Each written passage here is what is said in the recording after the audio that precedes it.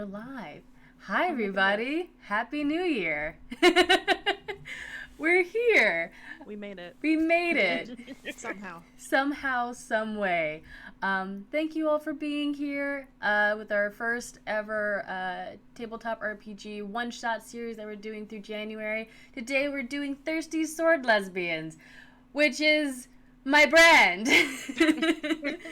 And I have this wonderful, amazing cast with me today. So yeah, I'm going to call you out. Just give like your name, whatever you're doing right now, and where people can find you, even though you do have your Twitter beneath your picture. Starting with Autumn. Hi, my name is Autumn. You can find me on the Twitters, for the most part. That dang bird app. At Autumn V Graves. If you go to my profile, it has everything that I'm doing, mostly playing and running TTRPGs, mostly in private, but sometimes I poke my head out from under my pile of rocks and come and stream with really cool people. Yeah, exactly. I do have some stuff lined up for the new year, but all of that is, honestly, Twitter is the easiest place to find me. I'm either yelling about random things, or food, or games. Kind of my life right now. It's a good brand. It's not bad. Good place to be. And then we have Bree. Hello. My name is Bree, but most people call me Nerdette on the internet. You can find me on Twitter at Nerdette Designs or just my website, nerdettedesigns.com. I'm a graphic designer, and I actually am the person who did the logo for Slaydies. Yes, so this is her. It's me. I exist. Thank you. So yeah, I'm here. I'm alive. I'm not just a person like behind Photoshop all day, although that is most of my life. Okay. I also do a lot of role playing on Grand Theft Auto and Red Dead Redemption. Which is kind of an unusual hobby that I got into over quarantine, and I'm still doing it. But yeah, that's kind of my gist, is a lot of role-playing games, a lot of video games, and just graphic design work, so. Hell yeah. And then joining us is Pia. Did I pronounce it right? No, Paya. No, Paya. Super close. I'm sorry. Hi. So, I'm Paya. I'm Strixier on Twitter, and like Autumn, I just kind of rant about things and food and get really angry about my people. And this is my first game, and I'm super excited. Best game. Super hyped. Yeah. And we're just so glad that you're here, and I'm glad that you're all here, and I'm glad that you're here in the chat. Real quick before we get started on today's game, because it is the new year and because of, in light of things that have been going on, I just want to reaffirm that Slaydies does not stand for Nazis or white domestic terrorists. That is not, we don't stand for any kind of bullshit, period, but that especially we do not stand for. This is a safe space for people to come and play games, and for femmes, non-binary, and genderqueer to come and play games or run whatever streams they would like. So if you thought that what was happening the other day was just a bunch of bad apples and not really that big of a deal, please unsubscribe and do not follow SlaydiesATL. They are terrorists. They are terrorists. And they are neo-Nazis. Mm-hmm. End of story. End of story. But that is not why we're here today. Here today we are here to manifest our destinies and shoot for the stars and do whatever we like in space and be thirsty about it. So let's jump right in to today's game. So, you guys are new recruits to the Star... wow, I just completely blanked on the name that I gave you guys. The Galactic Alliance. You are all part of Unit B07, and you are on your first voyage out into space. You have a pretty exciting voyage, actually. The captain, Captain Raquel, a human woman with dark auburn hair and has obviously seen a few years. She's probably in her late 50s. Has informed you all that you are out to apprehend the space pirate Haxta. She's wanted in about 10 different quadrants, and they're not really entirely certain why they've sent a new crew to go and apprehend her, but it's good for the space credits, and bringing in a wanted criminal is always a good thing. We are going to introduce everybody's characters. As we introduce everybody's characters, we'll go around first with that, and then we'll go around a second time, and each one of you is going to give 2 strings to whomever you'd like of the characters. You can give 2 to one person or 1 to each person, however you want to do that. The ship takes off. We'll also get to naming the ship in just a second because I think that'd be really fun. And we find Liz, which is short for short for Fleur de Lis. Where are you, and would you please describe your character? Yeah, so Lee has signed on as like a doctor/science officer, but definitely not a miracle worker, Jim. That is the vibe that they are going to bring. And they are currently in their med science bay, which looks more like a space greenhouse. It is overflowing with weird kind of plants that have been collected from across the galaxy, mostly her home planet, and you can hear the chittering sounds of probably animals. She has a lot of pets. But Lee herself is about 5'5", average as can be, with like dark purple hair, mostly tied back, and a bandana while she's working up in a ponytail or in a flower crown if she's feeling fancy. And she wears like a black kind of lab coat and a halter top and some cargo pants and cargo boots, or combat boots, sorry, that are really good for tramping after wild animals that may or may not want to eat her. She has like dark brown skin, bunch of earrings and like a nose piercing, and a massive great sword that is as big as she is.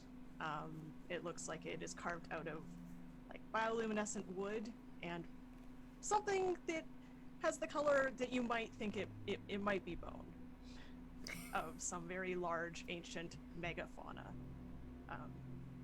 But it's like leaning off to one side, kind of ignoring it right now, and on her shoulder sits a little space-esque fennec fox with like really big ears. It has like this dark blue, purple kind of shifting coat of, you know, with bioluminescent stripes and like 3 really poofy tails. And she is a nature witch aboard this ship. Lise, what is the name of your space fennec fox? I actually have not named them, but in the interest of continuity, they are going to be named Fleur. Fleur. I love it. Or Fleur, I guess, if we're going with like Fleur de Lis. So, yeah. Finnick the Fleur. Fleur the Finnick. Fleur the Fennec. Just crying over here about a space fox. It's fine. It's cool, it's fine. I just love watching you react to literally anything. Like, pretty much. It's like, this is great. It's like, Nikki, we just started. I'm like, I know. So, Lee, you're in pretty much the botanical area, which you work very closely with the it's hard to describe her exactly. She's part engineer / part of the rest of the ship, and her name is Mina Jade, but she just asked you to call her Mina. Thank you for the stop with the subs. I have to mute that because otherwise I'll get distracted. She's an android that pretty much just keeps the ship in tip-top shape, makes sure that everything is working as it should be, and you help sustain the oxygen levels in the ship. And so Mina Jade is probably hanging out with you and just like it's what a wonderful morning. This is so nice. So nice. We move away from the I thought I muted whoops. From the biosphere of the ship and move over to where Nova is. Nova, where are you on the ship? Nova is in probably the quietest place that she can find, which might be like her bunk or something like that. Mm-hmm. And she's convening with something in this universe that's known as the Unseen.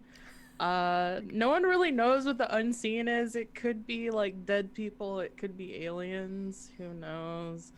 Well, it's an unknown aliens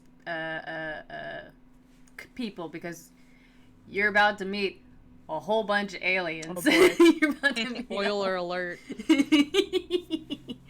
But yeah, so the way that she convenes is that she has multiple objects in front of her that laid out. It's like almost like a table type situation, but it's like very low to the ground, and she's sitting on the ground, and she's got like cards and runes and things set out, and then she's just got like this really like unnecessarily extra like spooky ball just like out in front of her, and she's like, I don't know, like having arguments with space aliens, who knows.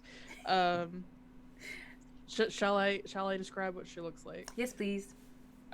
So Nova, she is a very much inspired by Sailor Moon, where she's got like the buns and like the long hair, and it's very pink and purple and pretty. Space buns. She I love you.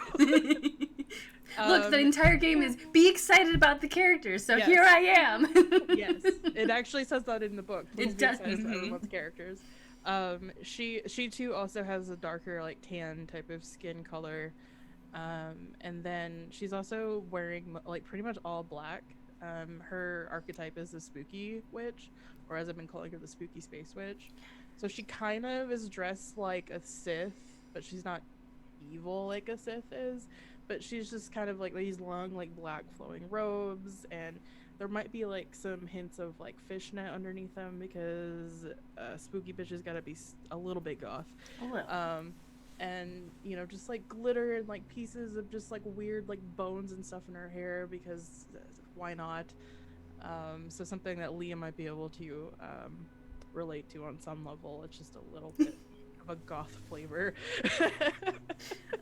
And so yeah, so when she does divinations, she's not like bothered if people come like approach her, but it's very obvious that she's just like in the zone. So like if you're trying to like come have a conversation with her and you hear her muttering to herself, you might as well just leave her alone, because she's just talking to aliens or whatever it is that she's doing. So It's fine. It's cool.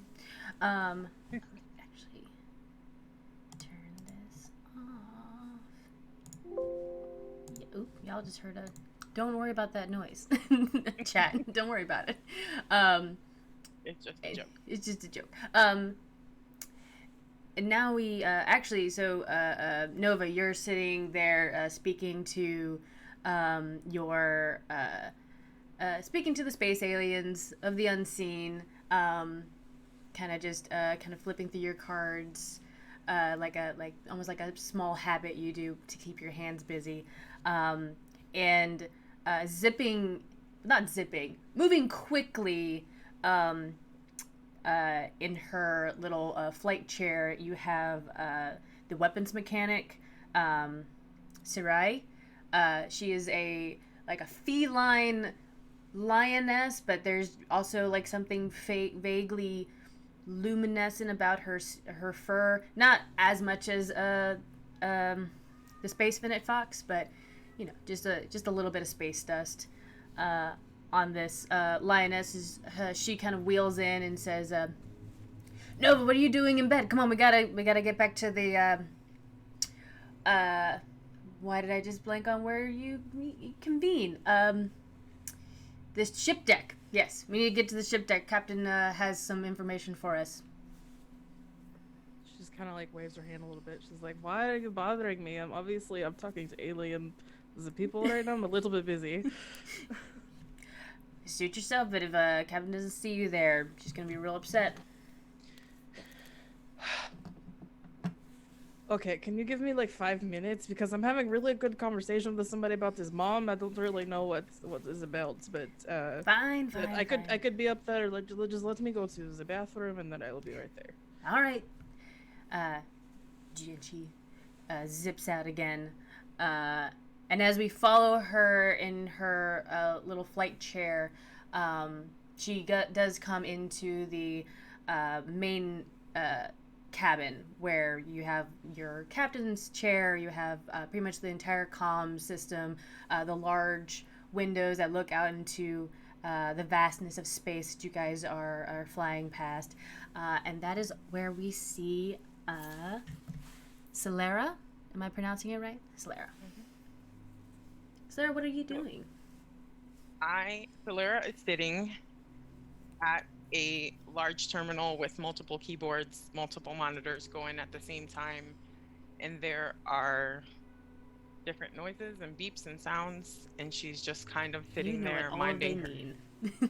Yeah, like just kind of sitting there minding her own business and doing the technical work for this mission. I describe her now, right? Yep. Yeah. Okay. So nothing out of the ordinary about her. She's just sitting there in perfect uniform, hair pulled back in a very tight bun. Yeah. She has the darkest of black hair with little white wisps kind of sticking out in the front. Uniform perfectly pressed. Kind of nothing.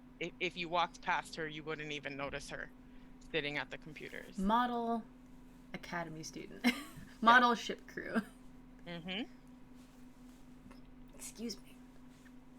Awesome. And Solera, as you were sitting there, taking care of the comm system, you're probably running up some just basic diagnostic stuff as you're just getting started on your voyage. The captain walks over and kind of peers over your shoulder, kind of sees what you're doing, and turns to you and says, "Very good job. I'm glad we have someone as competent as you are on our ship today." And you see this woman, also a very, very dark tan skin, like a lot of wrinkles on her face. You can definitely tell that she has been through her time here in the Galactic Alliance. But she always wears a kind smile to anybody that sees her. But you've also heard that if you get on her bad side, hope that she doesn't put you out of the space dock. So, anyway. I did forget one detail about Solera. Tell us about it. Everything is in place. She has her uniform, everything the way it's supposed to be. But if you really look at her, she wears a charm bracelet. And it's full of charms. Nothing really, just looks like a mess on her wrist. And you can see, if you're standing near her, 3 charms that are more prominent than the rest. And one is a rune, one is a flower with a bone for a stem, and the other is a serpent. I wonder what those will mean. We'll have to find out later. So, you all were in the academy together. You were probably in the same class. If not the same classes, then you probably ran into each other for a variety of different reasons before you came on to today's mission. Lise, you have 2 strings that you can give out to people. Please pick the people that you would give a string to and tell us why. It doesn't have to be like anything big, just... So I think I'm definitely going to give a string to Nova, because I think at the academy they probably bonded over. It might not so much have been bonding as Lee coming up and asking about every single one of the bones. Yeah. In her hair, and wanting to know where they came from and what's like the taxidermy of those animals. But also, this was a lot of nervousness because Lee had never, like, really been that far from home necessarily when she first joined the academy. So they probably have some bonds over that. And whether Nova was willing or if Lee was just a shadow who kind of followed Nova around for the first couple of weeks at least to find her footing What a in precious this very being. I love it. metropolitan world. Yeah, so that would probably be one. I just wrote down for the string Lee's bonding over weird shit.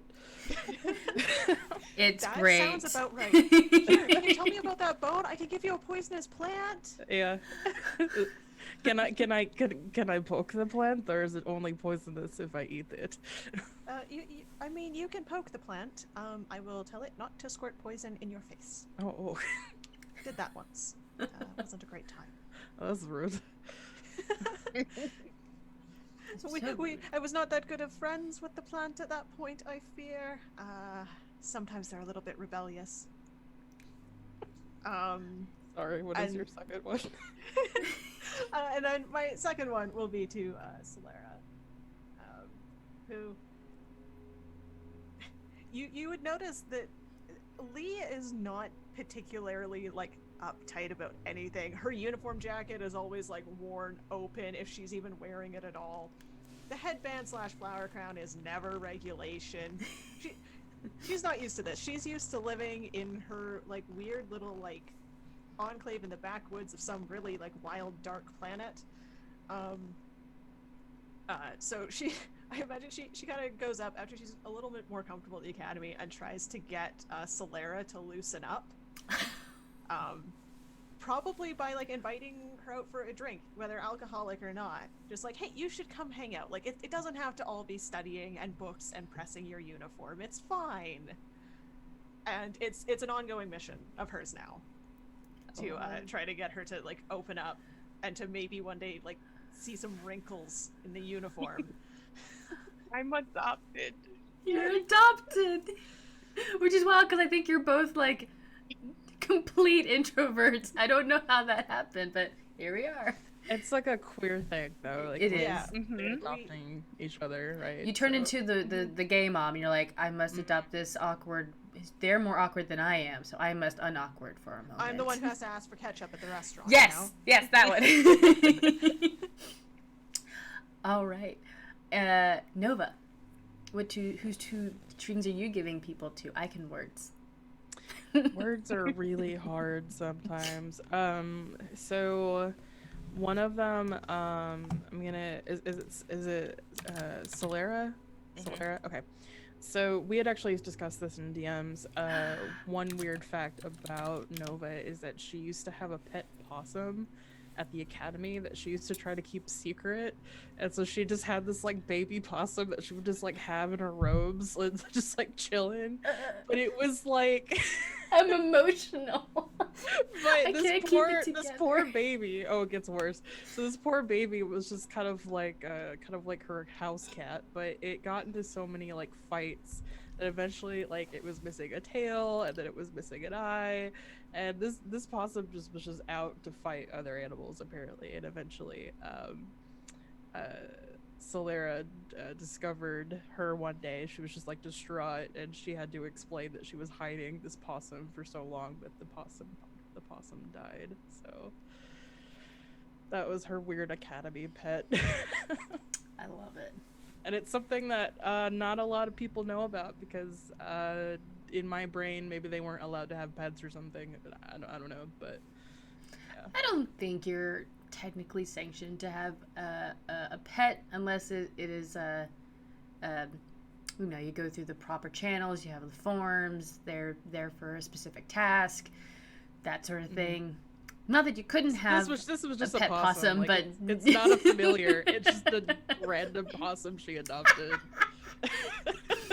Like,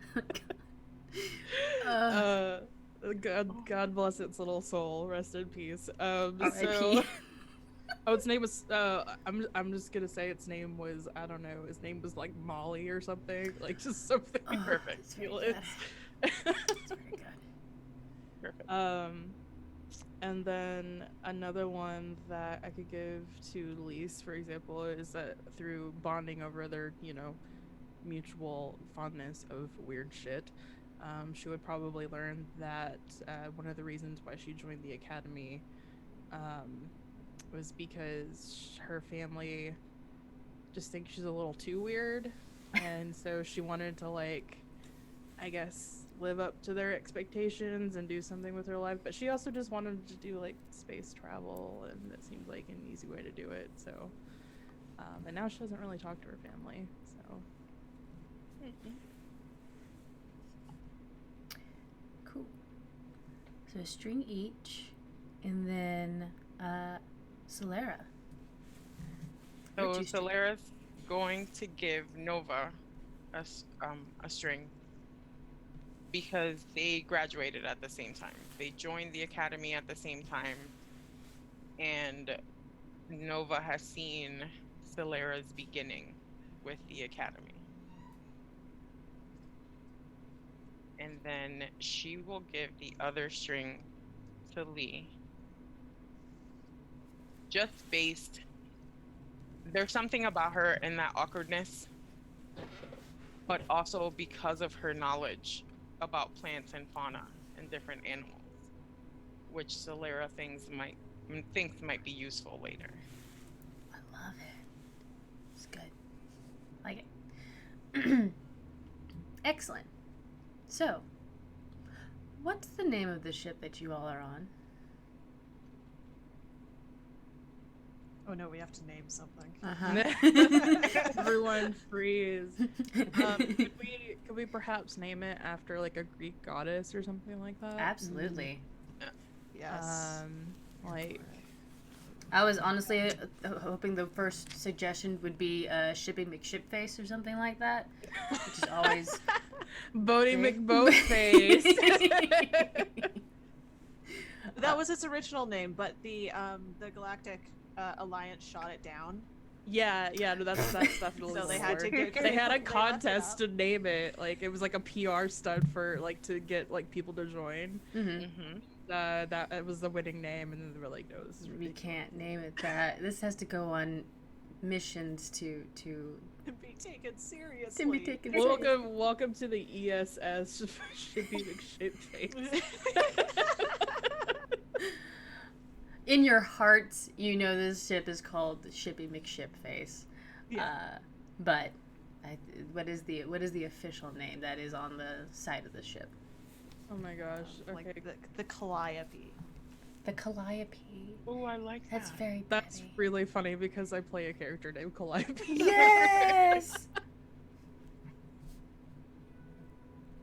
Getting all of my good names out now. And Right?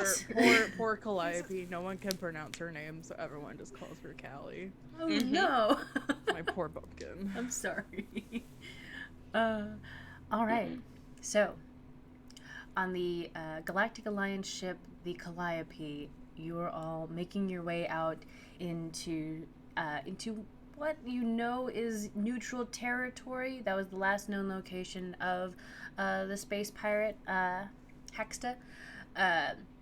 You have a couple of minutes before you get close to your destination. So the captain brings you all in, or at least calls you all in, to debrief you a little bit. So, do you all go there promptly? Solera does.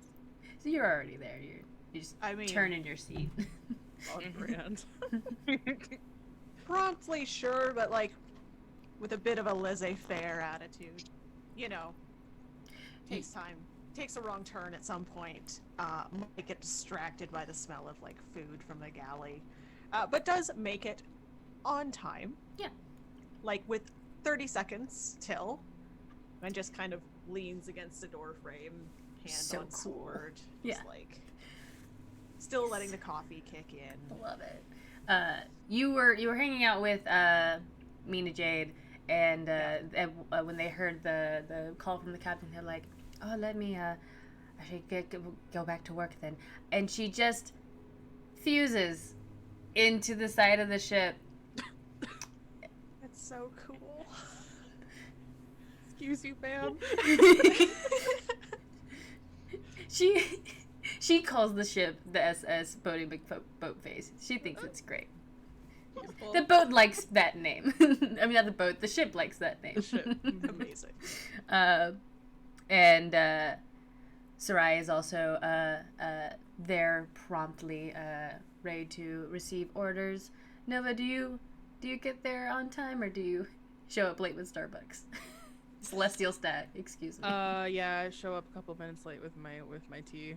Nice. And I just come in and I'm like the little like baby Yoda, just like, what's up?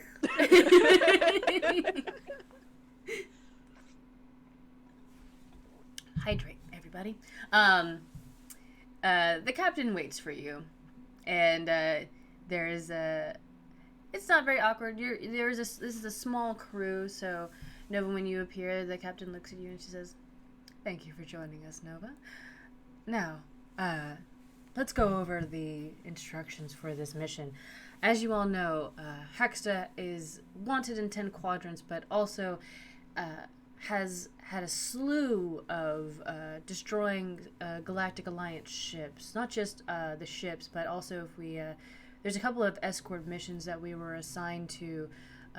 A few corporations were bringing in minerals for research purposes, and Hexta got in the way of that, and we just really need to stop that. So, both for the universe and also for the corporations that are trying to help us all out here. Her ship, I didn't name this woman's ship.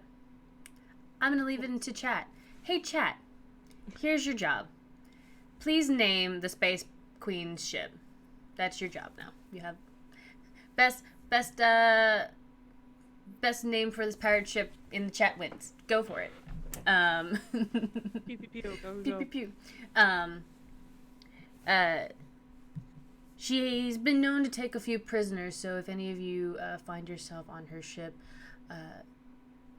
try to either reason with her and have her surrender peacefully, or, whatever means we can.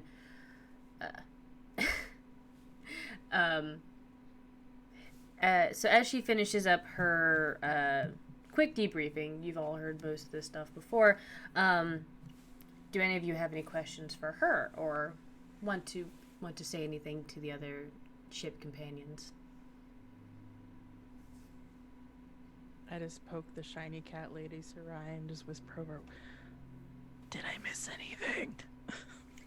Nah, she did the thing where she waits on you and then just smiles at you sweetly. It's really creepy.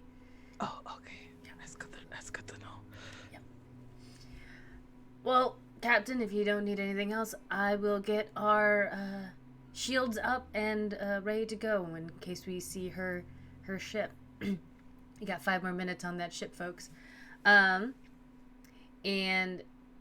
oh yes, Liz. Sorry. So you said that Hexta takes prisoners. Are we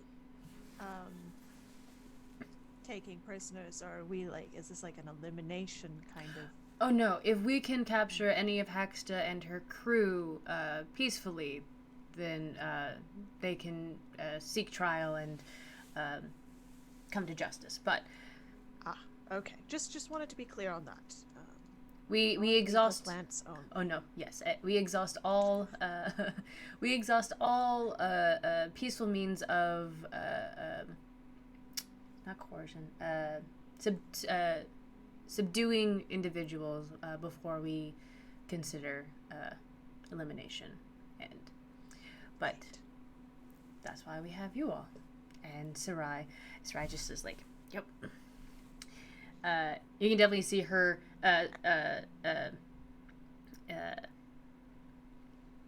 Wow, Solera. Sorry, I was gonna call you Pad. I was like, no, that's character player name. Don't do that. You can see that she is setting the phasers of the ship, the guns to not to low fire, not to completely destroy. Oh, well, I think we have we have Fleur de Lance, Artisa, Daystar, and Shipton O. Shipperton are the options for the name of the Pirate Queen ship. Sheath, you're fired. Is Shipton O. Shipperton?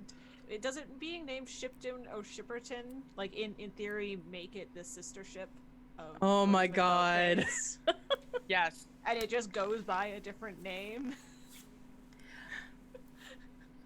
So now we have a sister ship to Shippy McShipface, Shipton O. Shipperton, and They're fraternal twins. they're fraternal twins. They were separated at birth. This is what happens when you let Alliance kids, like, name your ships. No, this is great. I love it. Which twin will win? We will see. All right. So, as you all are making you're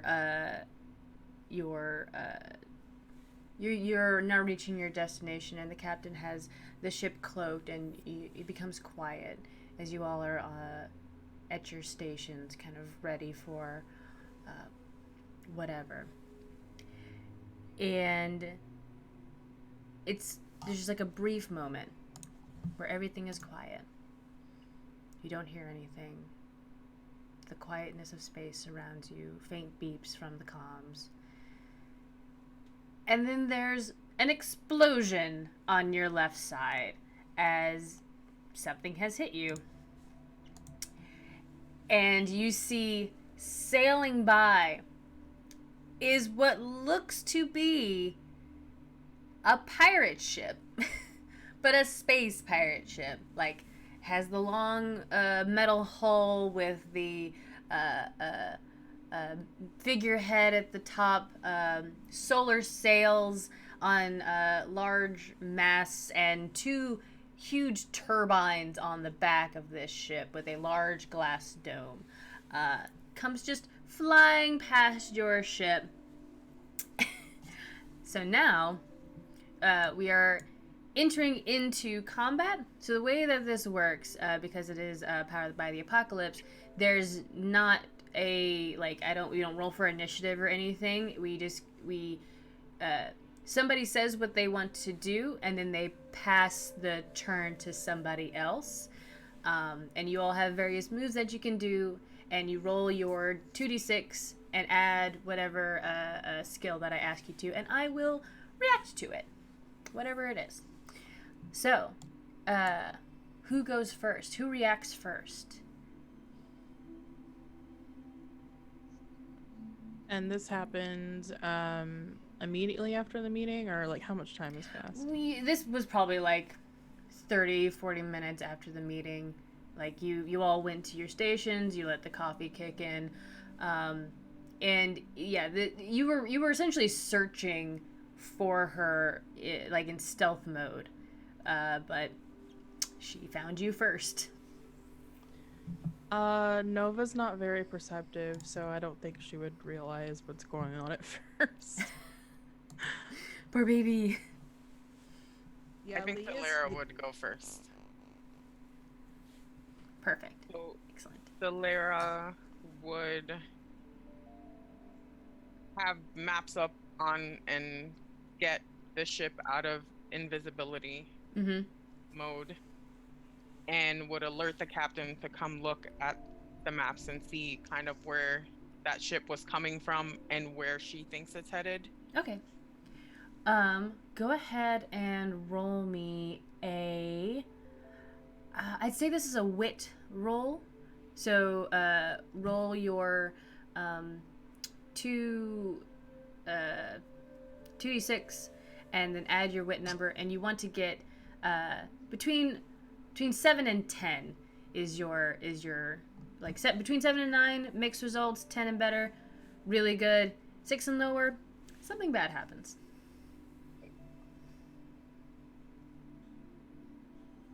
So that's 11. An 11. Heck yeah! All right. So yeah, the captain comes over and she sees the maps that you have pulled up, and not only are you able to, with your just very fast computer knowledge, you're able to immediately clock the Shipperton and almost immediately map out a course to where it's headed. You actually notice on your maps, you are headed towards a neutral planet. It's probably another, probably another couple of minutes before you actually reach there. Maybe not a minute, like 5 minutes. You can see it in the distance. But you do recognize that if Hexta is heading the way that you're absolutely certain that she is, she's heading towards that planet. Okay. And the captain is she's like, good job. And I'm actually going to have the captain. Solera, have a string on the captain. So, can you remind me of the captain's name? Her name is Raquel.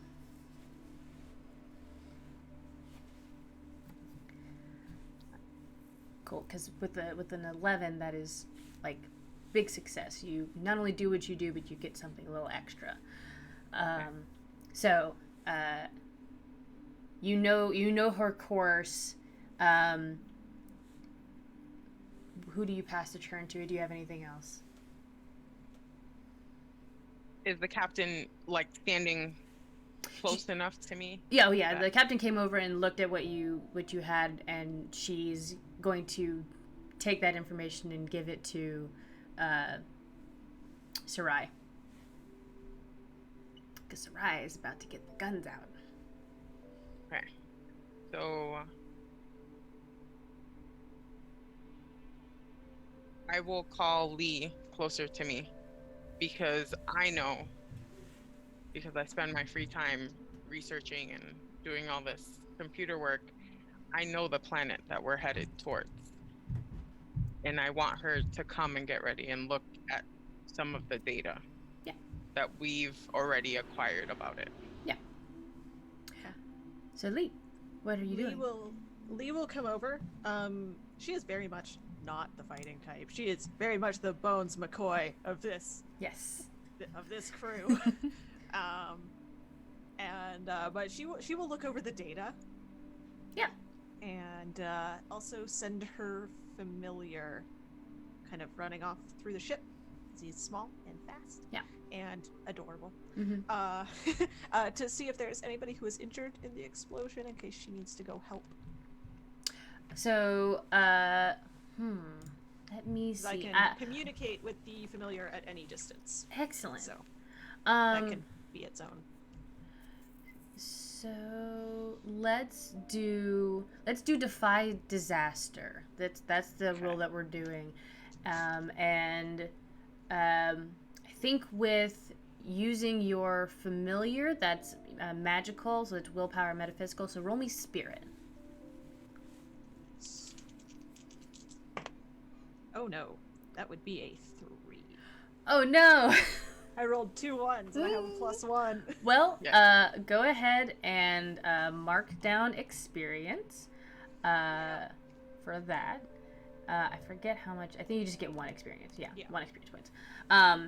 So what happens is your Phoenix Fox goes running down the corridor trying to find anybody that is injured, and turns, and there is a large hole that thankfully with the shields up, no one is being sucked out into space, but they're trying to quickly patch this hole, and they're very frantic. And you can actually see that there are a couple of people that are injured, but there's heavy metal like sheets kind of covering them, so they're trying to fill the hole but also trying to save these 2 people. So if you have to, so I'm giving you a choice. Okay. you can either help out with one of these two things, but you cannot do both. So the shields are still up and they're holding, right? For now. For now. Yes. Lee will help save the people in the most immediate danger. Okay. So you run. Are you doing this through the Fennec Fox, or you physically are going there? I do not think Fleur can lift these metal sheets off, but Lee will kind of like. Do we have like data pads or tricorder, legally distinct tricorders? Yes. Okay. Yes. She will just quickly tell. She might only say it like half out loud, but her intention is to ask Solera to transfer the data to her, because she has more time to look over or to assess the data than she does to help these people.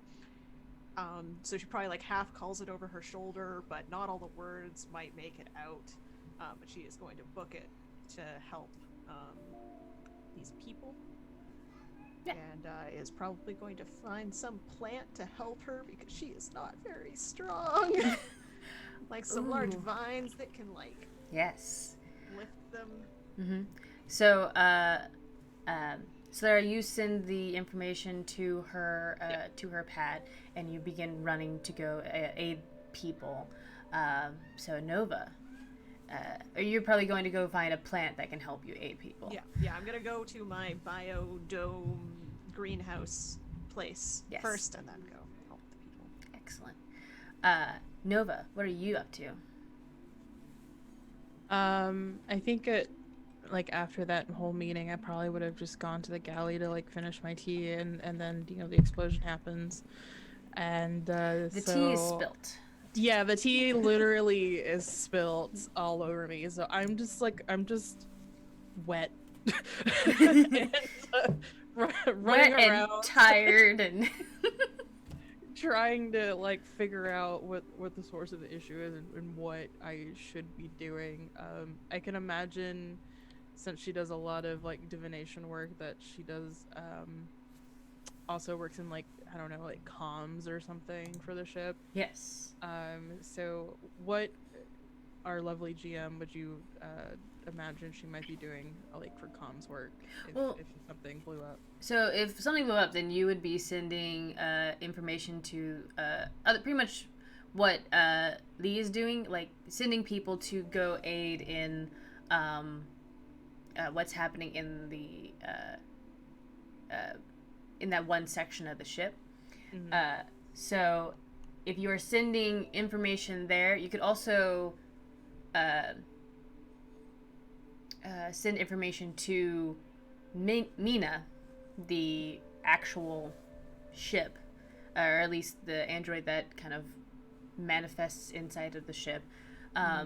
You could persuade her to move more energy towards that side of the ship to help block that hole a little bit faster. Okay. So you could either ask for ship aid, or you can ask for people aid. So Nova probably just dramatically starts banging on the side of the wall of the ship and just being like, Mina, it's time to wake up. Mina. She's just like screaming. And, like, she knows full well that she can communicate with her via like comms, but she's she's not very perceptive. She just kind of does stuff. So. I love it. You actually hear Mina in your little like Bluetooth essentially. Everybody has like the very easy comms to like come on and off your ear. They're very comfy, and you hear Mina's voice, and she says, "Yeah, I'm making sure that the rest of the fire that's coming towards us doesn't hit us. I've got some of the shields up. If I move any more power in that direction, we might get hit." Okay, what is our oxygen levels, our water? What is the status of all of it? All of that is normal for now. Oxygen is depleting a little bit, but nothing dangerous again yet. So I think if you're going to try to persuade her to move some power towards that side of the ship, I think your is this also defy disaster, or yeah, I think this might also be a defy disaster, having persuading Mina to do a thing. So using your charm or your social insight. So you'll be rolling heart. Okay. And how do we just roll 2? Roll 2 and add your heart score. Okay. It's a -1. Oh no. This is fine. Disaster lesbian, it's my calling card. I got a 10. Oh, awesome. Yeah. Yeah. You're like, no, Mina, we gotta patch up that hole now. Mina, if you don't patch up the hole right now, we're all going to become like alien food. So please, if you could, like, I understand that you have job to do, but if you do not plug it up right now, we are going to become some alien's favorite new pet. So could you please put more power into the shield? Thank you. Mina is quiet for a moment, and then she says, I'll get right on that. And in this instance, I'm going to give you, Nova, a string on the ship. From the ship? From Mina. From Mina. Okay, cool. Yeah. Sorry, if you heard knocking, that was my son just deciding to do a drum beat on the door to the room. I didn't actually hear anything. Oh, perfect. Then don't worry about it. So now you you guys are rushing to go assist the ship, getting into your areas, and kind of holding down as you see this large space pirate ship turn and to look almost directly at you. And Nova, since you're on comms, and Solera, you're also in the kind of captain's deck, you see on the giant screen, incoming call.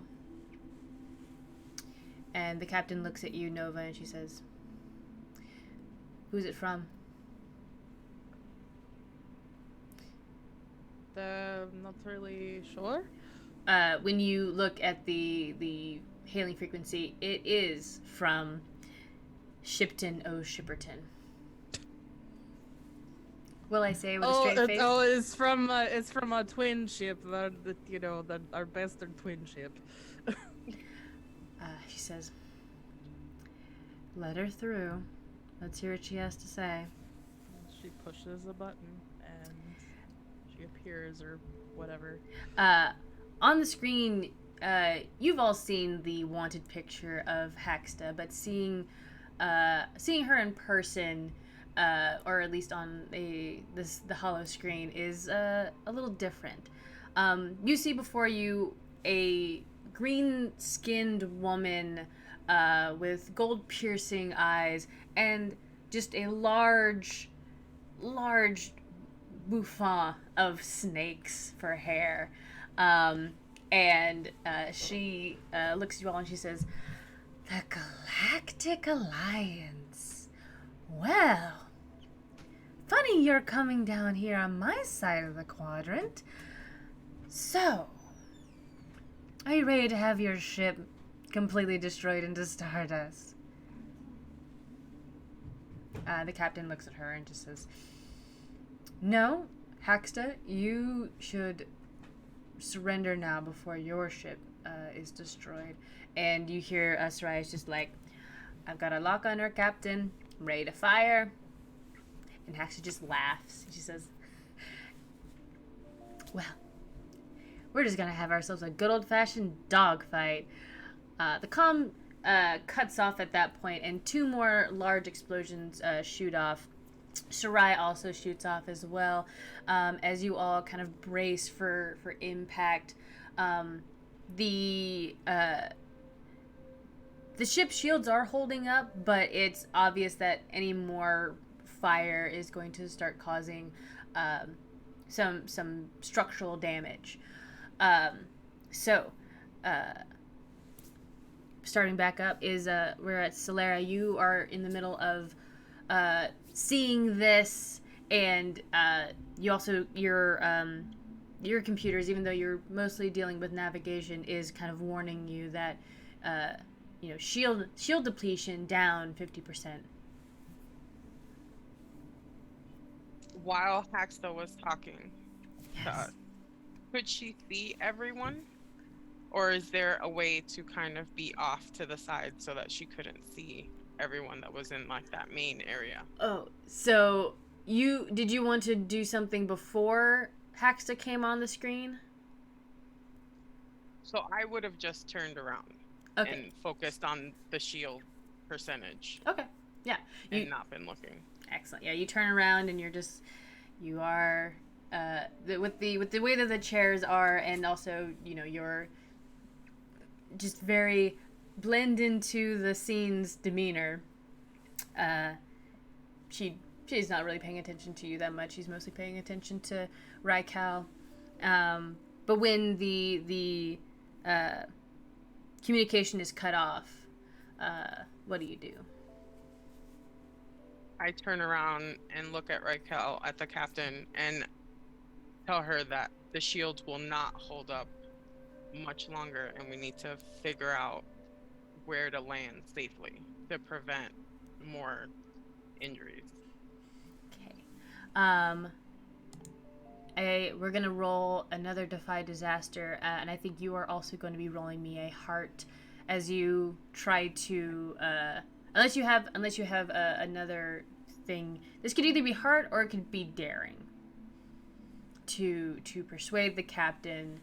Are you trying to charm her in a way, use social cues, or be like, "Hey, the ship's gonna go down unless we do this." One. Okay, so roll daring. Gonna go down. Okay. Ooh, 10. 10. Y'all are rolling really good, except for the 1-3. It's okay. The captain looks at you and she says, "You're right. Sarai, move. Change course. Bring us down to the neutral planet just below. She was heading in that direction anyway, so maybe we can cut her off on foot rather than putting people in danger on the ship." And Sarai looks at her and says, "All right, Captain." And you can feel the ship beginning to back away from Shipton, and you watch as the sister ship fires off 2 more blasts that are just more of a warning shots, and begins zipping towards the planet Lobos. Lee. Excuse me. Another thing that you notice, Solera, because you got a 10 or better, is you could tell from the way that Haxta sounded. I mean, obviously she sounded very, very cocky, very sure of herself. I don't know, there's just, maybe because you weren't watching her and you were too focused on your job, there was just something underneath her tone that made it sound like she wasn't paying that much attention to you guys. Something else was going on that had her attention. Okay. Lise.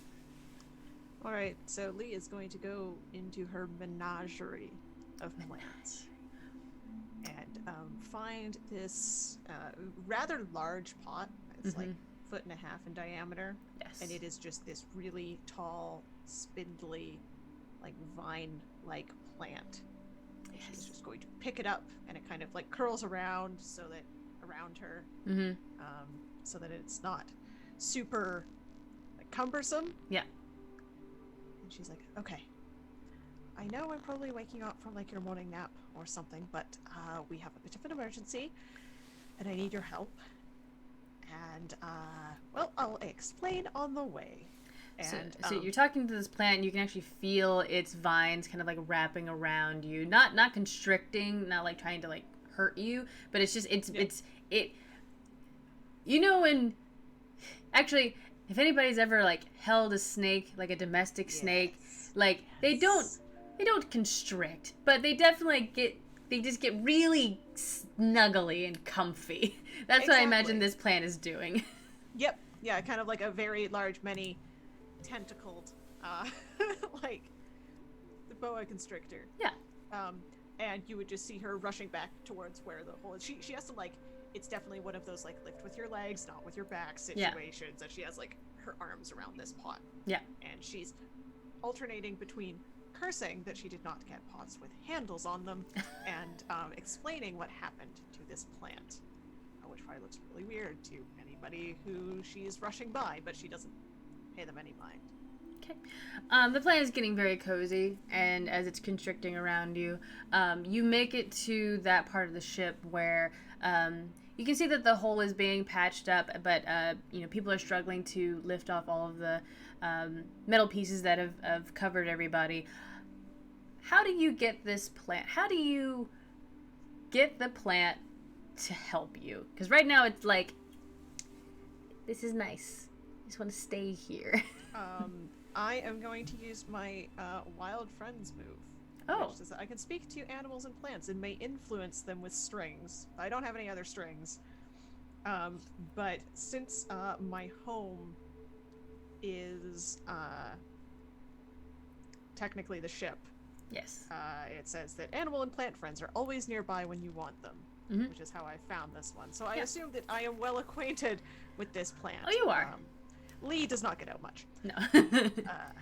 She has snuggly plants, and that is all she needs. Yeah. And Fleur.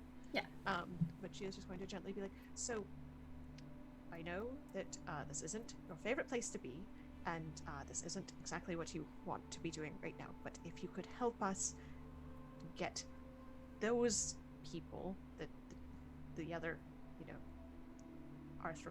anthropod, two-legged beings, words, out from under that metal, well, life could go back to normal a lot easier, but I need your strength because I'm not really strong enough. Okay. Trails off. So you can either roll me spirit to use your magical influence over plants, or you can use heart as persuasion. I am definitely going to use spirit. That is a 7. Oh, actually. Perfect. Yeah. So mixed result. So the plant does help. It begins lifting up bits of the metal and everything. And as soon as it's done, you know this plant. It's a very finicky plant. It likes to do whatever it likes to do. And so once it is done pulling up these pieces and setting them away, like this plant was maybe like 10 feet tall and weighed like 100 pounds. Surprisingly, that you're not very strong, but well, actually, it was holding you. So yeah, you were it carrying. Was a mixed effort. Yeah, it shrinks into its pot, and it does not come out after it is done. Lee hugs the pot and takes like bits of plant food out of one of her many pockets. You see like a little tendril come out. Sprinkles it in, and she pulls a mister out of another pocket. You don't know how she holds all of this stuff, and she's not always just like, you know, soaked or something, and like spritzes it and whispers very gently to it. and praises it for its good work. It's like, you did a very good job, I'm very proud of you, and now you can rest for as long as you like. And she will set it aside, and see if there is anything else that she is needed for there. If not, she will return the plant to its nicely temperate, lit environment. I just love this image of you coming in like, I've got a plant to help, and the plant helps, and you're like, and I'm done. No, it's great. I'm a doctor, not a miracle worker. Yes. But I'm also not like a person doctor, so like y'all help yourself. I'm gonna take the plant back. Yeah. I mean, I might have like some elf fruit, legally distinct elf fruit in my thing, but I need to return and get it because I kind of had a single-minded focus because Lee is not very good at multitasking. It's fine. But yeah, you successfully do that, but this plant is going to take a very long nap now. So the people get moved away safely, the hole gets patched, but the ship begins to descend down to the lower planet. Nova, are you doing anything? What are you doing? Tell us. What has been communicated to me about the status of the ship? I everything that I've heard so far in game, just like, we're going down to the planet, like, does she know that? Like, so I think because you've made this connection with Mina, she's actually relaying to you any of the information that she has. Like, okay. Shields are down 50%. Captain has ceased fire on the sister ship, and we are now heading down to the neutral planet. Is this a planet that they know anything about? The navigation, Mina does not know about. Well, she's not really navigation. Mina doesn't know anything about the planet besides that it's neutral. She's more concerned about, the ship rather than things outside of the ship. But you can talk to Solera. So I just kind of waltz over to Solera, and I'm like, so, what do you think? It seems like things are starting to stabilize, but I'm a little bit worried about the landing. So Solera would turn and look at her, and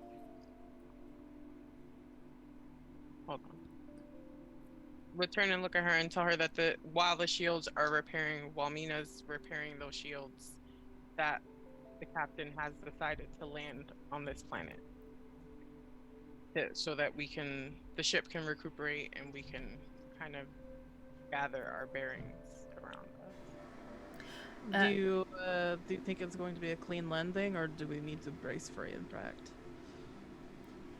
You would know that there is a small research station, actually, kind of not directly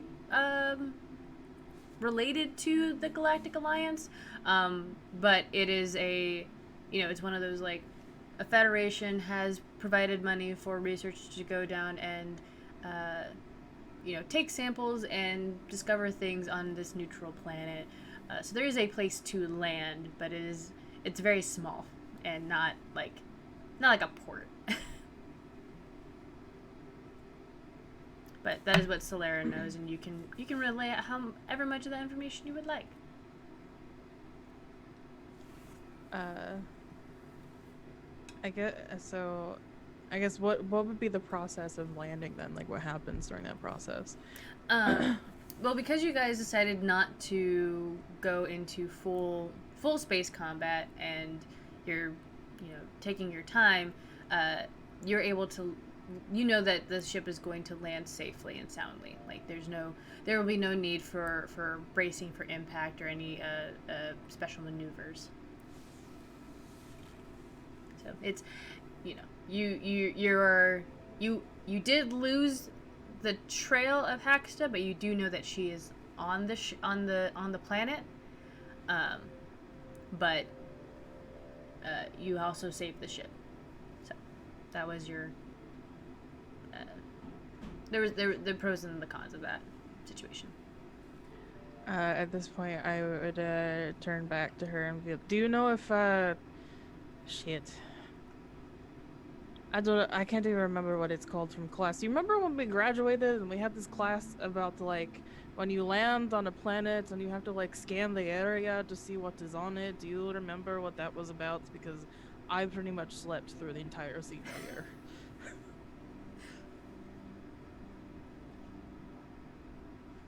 I'm assuming that Lyra would know that because she's. Well, you tell me about that, because I also the GM am a little confused on what that would actually mean. But this is also your world. Like you guys can build, and have these things exist, and they will exist. I was just improving the full time, so. Oh, okay.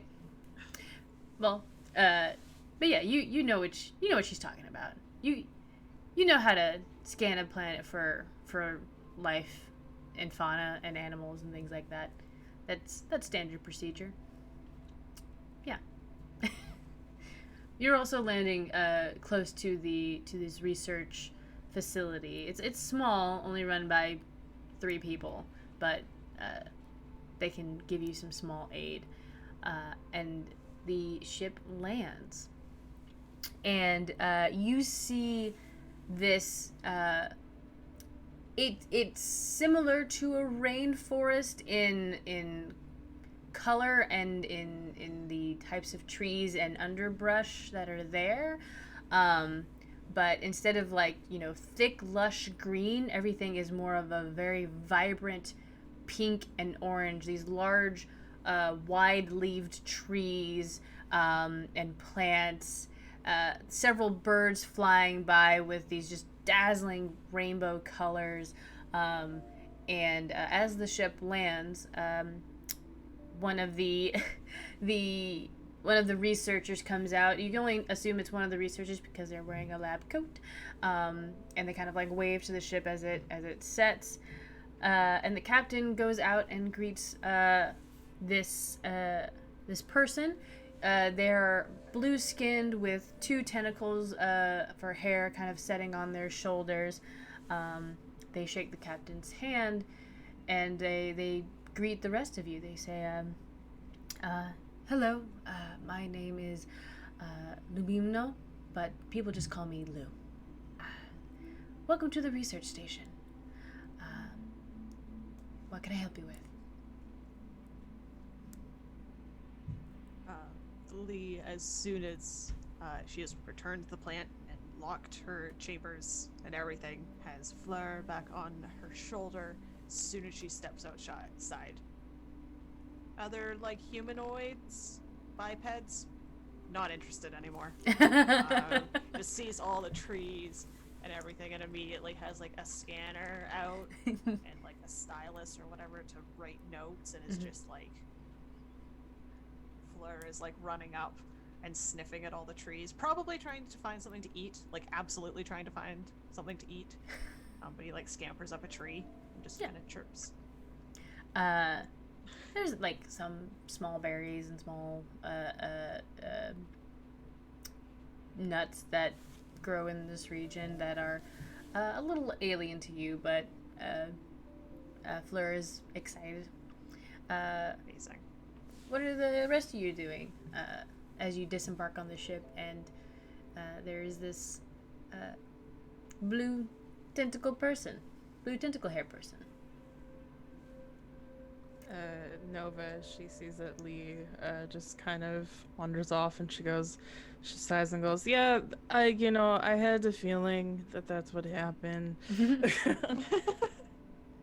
And she just kind of shrugs it off like, eh. And she'd probably approach this person and say, what is it that you said your name was? It was Lou something? I have people simply refer to me as Lou since I find my name is very difficult to pronounce all the way through. But I understand. So how long have you been here, Lou? We've been at this research station now for almost 3 years.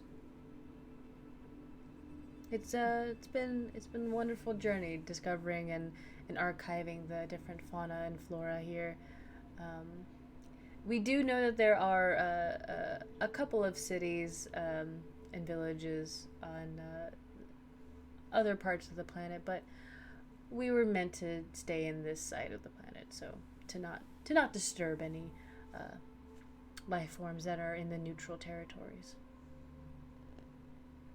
Has anything tried to communicate with you, or are you just kind of like out here on your lonesome? A few people have come by from other civilizations, and we mostly just keep to ourselves, though. What we do requires a lot of peace and quiet and patience.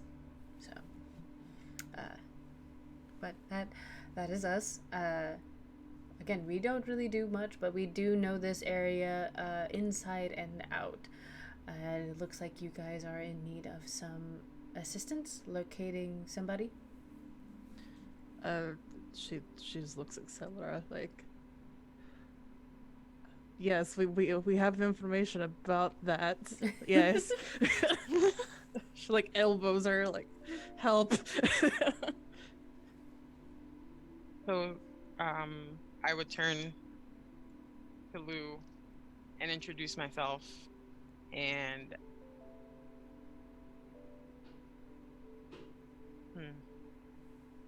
I would get like straight to the point and kind of ask if there was anywhere that if someone wanted to hide on this very small planet, if a place like that existed. There are a few places, but if they had a ship that they needed to hide, the only place around here that's large enough to hide that is the Galaxy Cavern. That's at least what we've called it. It's beautiful, and it's large and underground. I could have my assistant take you there.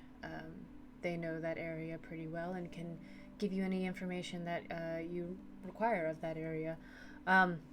Mac, and they call back, and another woman with mousy hair, kind of tied back, very pale skin, which makes the tattoos that you see on her hand immediately stand out. The first thing you notice is that they start at her like fingertips, and they work up her hands, and pretty much on both of her hands there are these like growing vines, plant-like creatures tattooed on her fingers. She says, "Oh, hi, yes, hi, people, great. I'm Mac. It's wonderful to meet you. Mac, you're going to take them to the Galaxy Cavern to help them with their mission, and be discreet." And they're like, "Okay, I can do that. Sure."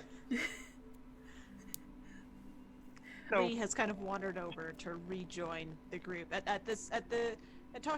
Once they started talking about this cavern, Lee kind of wandered back over. Fleur on their shoulder has like cheeks full of like a assortment of fruit and nuts, and you see like there is the same assortment now in Lee's hands, and she's kind of sniffing at them. Oh, that's fine to eat. Hi, Mac. Nice to meet you. So yes, I can lead you over to the caverns now. They're a beautiful, amazing find of the planet. And they start talking, and then they just immediately start walking in the direction that you're supposed to go. The captain looks at you and says, "Go ahead and follow the assistant. I will stay here with the ship and make sure that we have reinforcements ready to follow you in.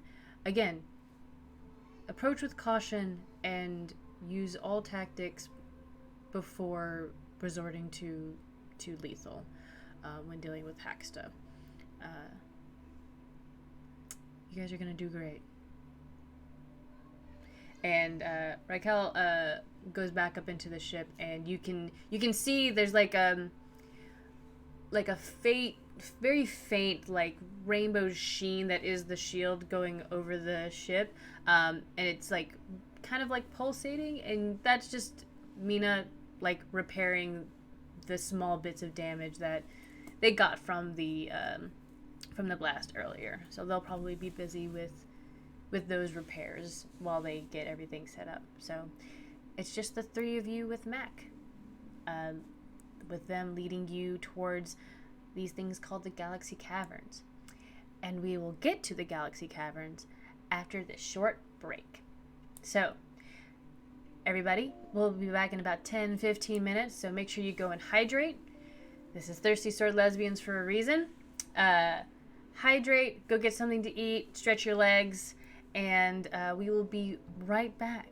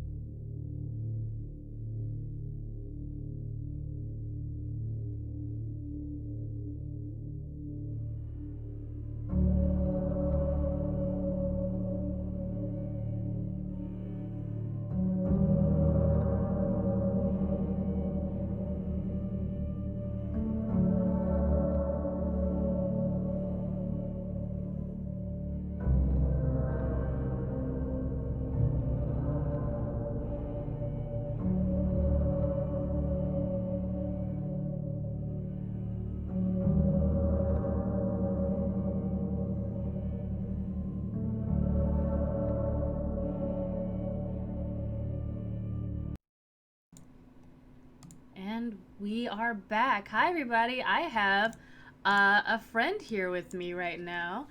Hey, Oliver. Can you say night night, everyone? Night, everyone. Can you say thirsty sword lesbian? Pretty sourcing. Close enough. Close enough. Close We will enough. take it. Yes. All right, Oliver. Normally you pick your favorite person, you give them Ollie inspiration, but tonight you're giving someone an Oliver string. Who's getting an Oliver string tonight? You cannot pick mommy. Pick somebody else. But I don't want to pick mine. Yeah, but I would pick this one. All right. Lise, you have an Oliver string. Add it to your string pool. You can use it for any NPC that you like. Thank you, Ollie. All right, say bye-bye. Bye-bye. Good night, Ollie. All right, go to bed. I love you. Close the door behind you. Okay, So bye. adorable. He's cute. So yeah, You made that. By the I way. made that. I'm making his sister right now, which Baking it. baking that baby. We went to the doctor today and heard the heartbeat and everything sounds great. So Congrats. I'm glad. thank you. It's so boring right now. It's like Yeah. it's like yeah, there's a baby in there and just hanging out. Eventually it'll come out and I'll have a potato sitting on my chest as I'm streaming games, which is another thing that we will eventually get to when I'm on break in the Sweet summertime. potato.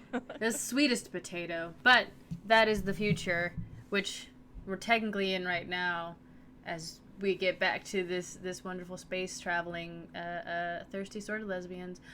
Make sure you're hydrating, everybody. Solera, you wanted to have a quick conversation with Lou, the head researcher. Right.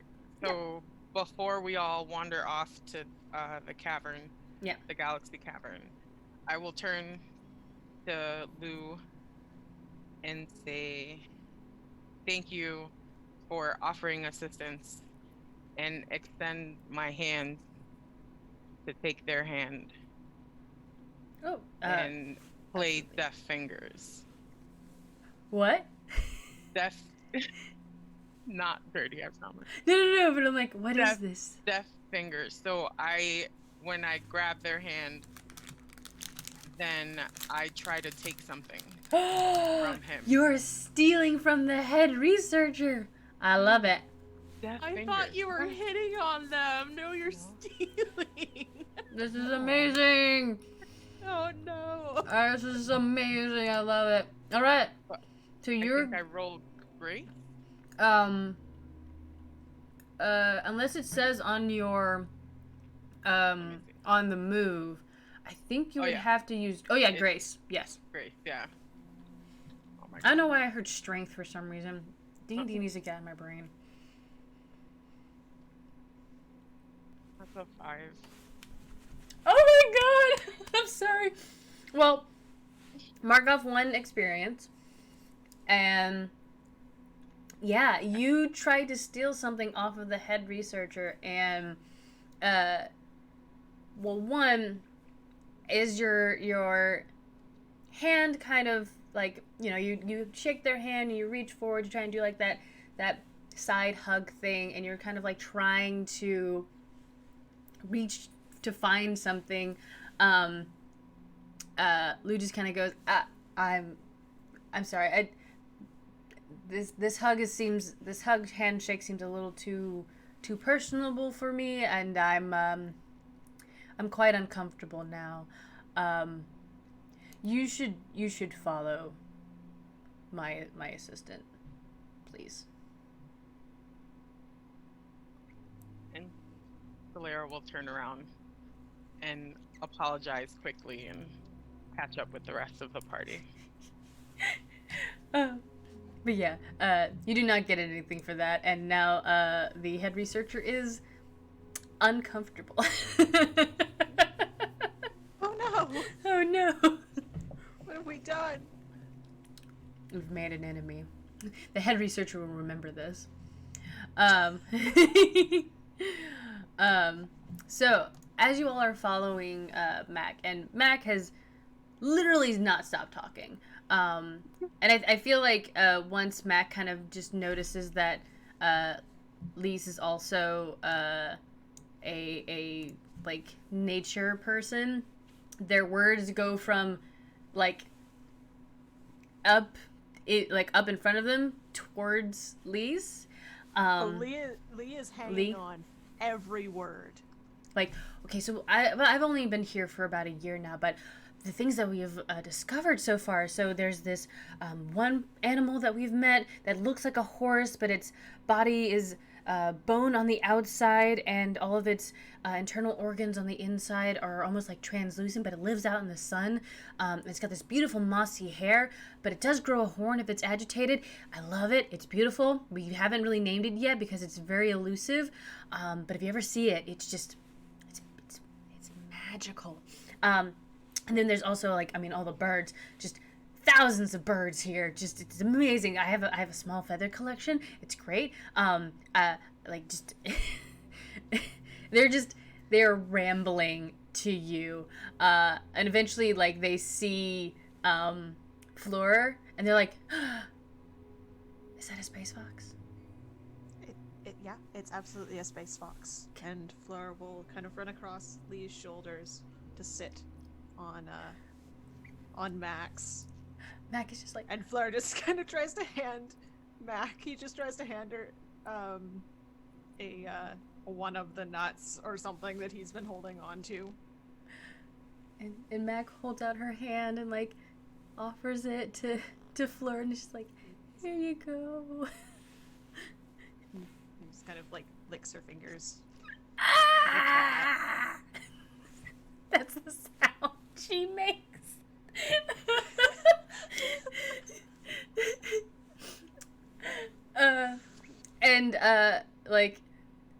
Eventually she calms down a little bit, and she's just like, oh my god,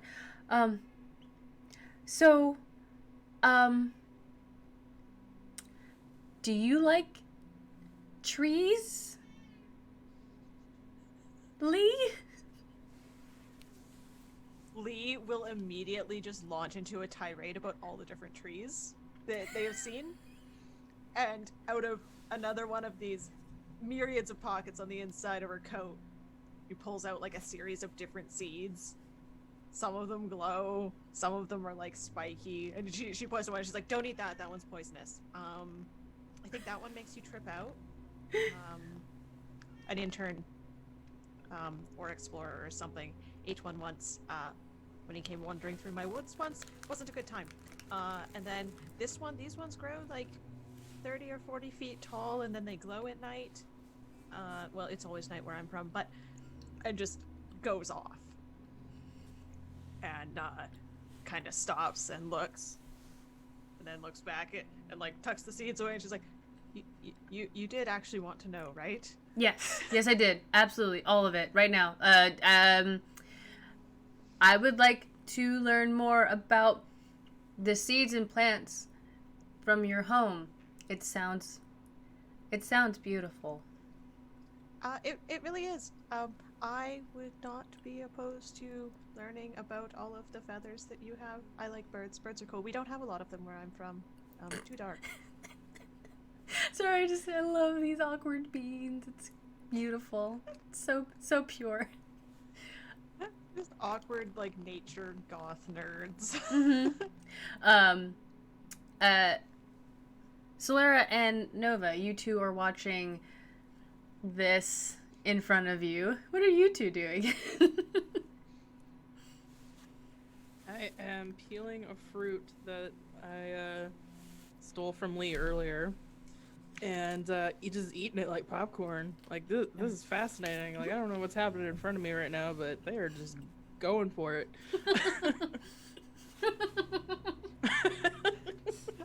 Fleur also scampers away for a moment, and then when he comes back, his cheeks are puffed out with the exact same fruit that you stole, and he just kind of scampers up onto your shoulder and starts dropping fruit into like your hood or your pockets or anywhere you can find your open hand. Like you're peeling a fruit and he just drops another one in until all like 10 of these small fruits are gone, and he scampers back towards Lee.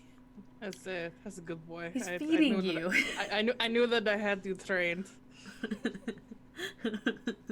I love it. So And she sweet. starts peeling another fruit. Perfect. Fleur is not without manners and will also offer one up to Solera. Just kind of stands Solera up on will- his hind paws, like She'll turn to him and take it and kind of pet him, but not say anything. his ears twitch happily. And The at least gift has 2 of been his tails accepted. wags. How many tails does he have? 3. I missed this probably with my squealing earlier. Sounds like a Pokemon. I love it. I love it. It's kind of like a Vulpix, Yeah. but like black, dark colors and glows, bigger ears. Like if Vulpix and Umbreon had a baby. Yes! Like you do the Yeah. Poke Masher and you mash the two together? Yes. Yeah. Yep. Perfect. Mm-hmm. So, you guys follow Mac, and Mac, while seemingly distracted by talking with Lise about just nature nerd shit, which is a beautiful, beautiful time. So proud. Does eventually lead you to what looks to be a large hole in the ground that you can see down, and she says, well, yeah, down there is the Galaxy Caves. Now we call it that because it grows a very particular kind of crystal that we've named star crystals.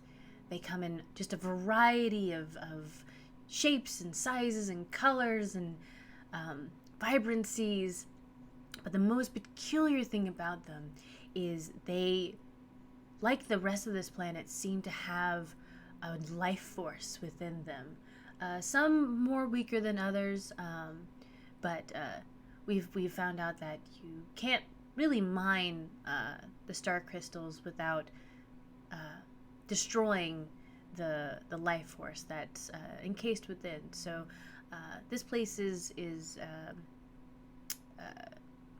sacred. We do not. We investigate it, and anything that is not that has already gone through its life cycle and has already passed on, then we look at those. But everything else is vastly untouched. But if the person that you're looking for, the space pirate lady, if she's anywhere, this is the largest. And I think it's best that we get her out of there. I don't know what... I don't want to find out if she's upset any of the delicate ecosystem of the Galaxy Caves. So yeah, follow Forwards then. Forwards. And Mac shows you there is a small rope that has already been tied and safely secured on here. And just propels himself down the rope. And if any of you follow... Yep. Lee follows without fear. Great! Roll me daring. As you were just like, yes! She is Adventure! not daring at all, but she also just really wants to go on adventure to a rare ecosystem. Oh no, that would be a 3. I have a -1. Oh no. So you're like, no fear! And you grab onto the rope and you begin going down, and you just begin going down very, very fast. Much too fast. And you... All fear. No fear. One fear.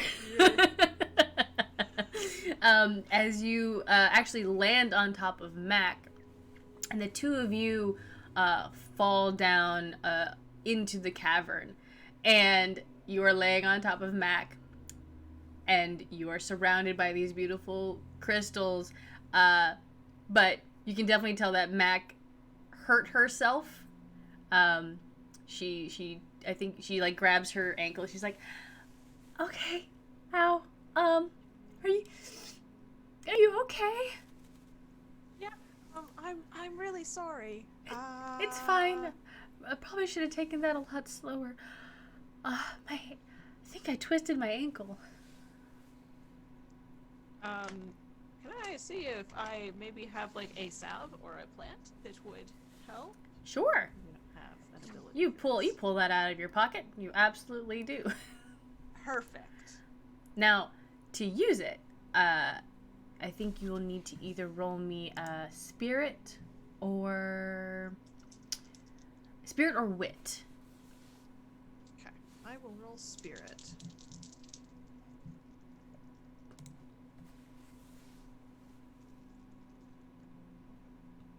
Um, 8. 8? All right, mixed success. So yeah, you put the salve onto Mac's very swollen ankle from the fall, and you're actually able to help kind of like set it and bandage it and give it a tourniquet. So it's not gonna get worse. But Mac does have a limp. Like she's able to walk, but she'll probably need to keep off of that. Or not do anything too strenuous for a while. I will offer Mac my arm to lean on. Yes, you do. It's great. It's wonderful. Excellent. Mac, you notice is definitely like, it's fine. I mean, you don't. Thanks. Thanks. Well, I would just feel better if you weren't making it worse.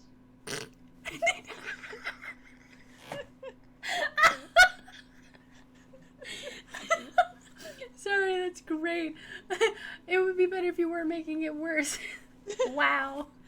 Oh, I love it. Flirting at its finest. That's about as smooth as I am in real life. Perfect. Love it. Solera and Nova, the two of you are at the top. Do you bravely go down the rope? Do you have some other means of getting down to the cavern? It's only maybe like a 30-foot drop, 20-foot drop. You wouldn't die if you fell down, but you wouldn't be happy about it. Well, she looks at Solera and goes, well, those two are a little bit gung-ho, don't you think? And she yells down, are you okay down there? I cushioned Lee's fall, so she's fine. I'm not hearing that you're fine. I mean, my leg hurts. Oh, okay. I Done. got her bandaged up though. I got better. I got better. I'm not dead yet. But I think we'll be okay. You lot should get down here. It's gorgeous. It is. Once you get down and are actually like surrounded by these crystals, which start off like as small little tiny clusters that are like very faint, more like tea lights, and then you see some that are as large as like Christmas trees that are just these vibrant swirling miasma crystals that are just it's like Christmas meets fireworks but sustained down here. It's beautiful. So are we down the rope now? Both of you roll me daring, just to see. Okay. Both of us? Yep. I think I got a 0, but let me check. Either daring or grace, one of those two. 11. Wonderful. 10. 10? We learned from You took it slow. You took it slow, and you are able to not only safely make it down, but both of you are able to, over the sound of Lee and Mac kind of being like, no, it's fine. No, really, it's like, I can kind of, it hurts a little bit. Over that, you do hear further down the cavern the very faint sound of, like something metal hitting rock. Like if it were a miner, but it's too fast and too consistent to be like a person hitting rock, like a ting ting ting ting ting ting sort of sound. Is there well, I guess my first question is, can we all hear that? I mean, eventually once Lee and Mac kind of focus, you all do hear it. It's very faint. It's like at first you think it's dripping water, but then you're like, no, that doesn't sound like something that's supposed to be in a cave. Does anyone else hear something that sounds a little mechanical maybe? What is that? And Lee will kind of turn to Mac and be like, you don't have tools down here, do you? Right? Like no machinery or anything that would make it sound like that? Oh goodness, no. We, any of the tools that we bring down here are, hand and manual, and always go back up to the research facility. Mechanical tools are too harsh, and again could ruin the ecosystem down here. I don't know of anybody being down here. There's only 3 of us. Might that be your pirate person? Valera will ask Mac if she knows how deep this cavern is. I mean, there are the larger parts of the cavern that she could only fit into. That's just on this tunnel. It will stay this size, and it'll get bigger, and that'll probably be where she is. But the rest of the cavern, there's some spaces that are only, the size of my hand, and some that you have to crawl through to get into, which those are really fun, but also if you're claustrophobic, don't do it. But there's only one part in here that's big enough to fit a ship. Perhaps before we go rushing in, I could send Fleur ahead and scout out a bit. He blends in a bit better than the rest of us. If you think he's going to be all right, then I guess you could send him off. I don't know. What do we all think? You can still communicate with him, though, and if he's I can see through his eyes and hear through his ears. Better at the hearing part than the seeing part, but that's very awkward, because I've had some conversations with him about you specifically, and I feel like I feel like I have to apologize now, because like I have no idea what you're talking about. I spent okay, never time talking to the plants. Oh, look at this, a shiny rock. There's a lot of those around. There's so many. There really are. There's so many shiny rocks. They're so shiny. I just want to play with them all. So you send out Fleur to go investigate. And Lee will just kind of sit down, and so that they don't run into anything, or more likely trip over their own 2 feet. Max sits down with you because you were acting as their cane, so they just feel like, all right, I'll sit. So yeah, Fleur goes scampering off to go investigate. Do you all wait to hear back from Fleur, or does anybody else have any ideas on either scouting or doing some stealth, or do you want to just bravely rush in? I, as the weird witchy goth person, am really into these rocks. Really into the rocks? Really into these rocks, yeah. Yeah. Yeah. You want to investigate these rocks. You won't be rolling investigation though. That's just yeah, you go over and you look at the rocks, and there you can just kind of tell, like, there's something living about them. Like it's not necessarily like an emotional feeling, or even just watching as everything kind of like moves and shifts inside of it. It's like seeing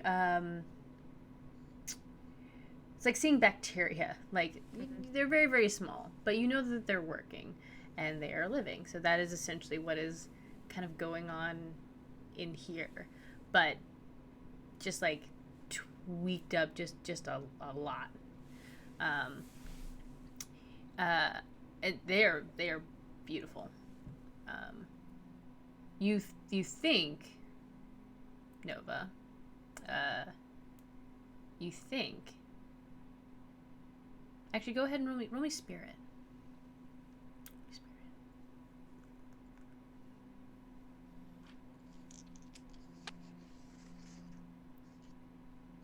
That would be a 12. Wow, that's so good. Well, one, not only do you know for certain that this is a living being, you can also tell that it's a singular organism, but it is also connected to all the other crystals as well. Not quite so much like a hive mind, but more like a community, sort of. You also get the idea that if one person could manifest the powers within the crystals, they could do a lot of really cool magic stuff and or get a lot of money for it. She's just kind of thinking, I kind of want to take some of these rocks home with me, but I don't know if that's going to hurt the thing, the organism here, or if it's going to like upset the balance. From what Mac told you, they've not found a safe way to remove any of the crystals without upsetting the balance. At least they have. Could I like perhaps like do a bit of like like commune with the rock? Like just try to like tap into it somehow, or like have a conversation or something. Yes. What do you normally do to commune to the unseen? So there's multiple things she can do. Her favorite is probably using the spooky space ball. Just this thing. She also she carries runes with her. She's got tarot cards. Tarot cards are kind of a weird one for rock communion. So I don't know, she'd probably use this just because it's the closest thing. I mean, it is made out of some sort of like glass or stone. And then whenever she puts her hand on it, it does this. Love it. So you put your hand on your spooky space crystal rock orb thing. An orb thing. Yeah. Sure. And you reach out for the unseen. And the unseen respond. What is exactly is your question that you are posing to them? Just I kind of want to know more about the nature of like this sort of like living organism, and like not necessarily who it is, more like what is it, or if it does have a consciousness, like then maybe who it is. Yeah. By the way, those who have failed rolls, I think Lise and Solera have. Make sure to mark down experience for each of the rolls that you've rolled under 7. 2. So close to get to leveling up, and not really leveling up, but you can get bonus things when you level up. And but you want to know more about the crystals. You want to know more about if they are a living organism or that sort of thing. Go ahead and roll me another spirit, as you are either spirit or heart. I feel like this is more spirit, to entice the unseen to give you a straight answer. I would like to roll spirit. Is that okay? Oh yeah.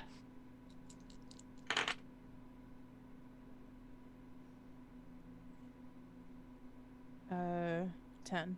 A 10? Awesome. Crushing it. So God, I need one of the dice you're rolling. Yeah, I'm like, are these like? So it's my soot sprite dice, and I'm like, are these like little soot sprites just giving me like luck? they're giving you You've so been much blessed. star luck. It's great. I also have a +2 to spirit, and that's mostly what I've been rolling. So So yeah, if you're rolling without a modifier, you're getting an 8, which is a mixed success. Anyway, but so you touch your glow orb and you reach out to the unseen and you ask them, how can I use these crystals, and will it upset them or the ecosystem that is here? And you get a surprisingly straightforward answer from them. It's not in the form of words, because sometimes that gets jumbled up. You get a image in your mind of there is a root to the crystals, to each one of them, and if you dig deep enough and are able to collect the root with the rest of the crystal and keep it all intact, it can be moved and it can be manifested elsewhere. So at this point, she takes her hand off of the orb. It stops doing its glowy thing. And she comes back to, this planet, because she's been, out of, just... whenever she's doing divination, she doesn't, warn anybody. She just kind of, sits all of a sudden and just starts doing it. And people are like, oh, let's just... Clara's just sitting... Clara's just sitting there and it's like, everybody is sitting. Okay. Okay. Everybody is way not here right now. Just waiting for our little Pokemon to come back. Yeah. But at some point she just is just sitting there very zen, and then very slowly and kind of creepily just turns to Lee and she goes, "The rocks are a plant." Lee just kind of snaps their attention back, because they'd been looking through Fleur's eyes, Mm-hmm. and then they just kind of snap back and they turn and they're like, "Sorry, what?" They're sort of like a plant. They have a root system. Have you ever heard about the way that on some planets trees will talk to each other in the roots, right? Yes. I think it's Trees on my planet, they all talk to each other. They all know each other. It's very cool, because once you talk to one, you can kind of talk to all of them. And Wait, do they gossip? They're such gossips, but it's very slow. It's very slow speech. Tree speak is, well, when you have hundreds or thousands or millennia to live, you start. Next time we have free time, we are going to make tea, and then you're going to tell me all of the tea about the trees. Did I tell you that I was growing a new type of tea plant? I'm still No. trying to convince it to give up. Why some are of you its holding leaves. out on me? You know I love tea.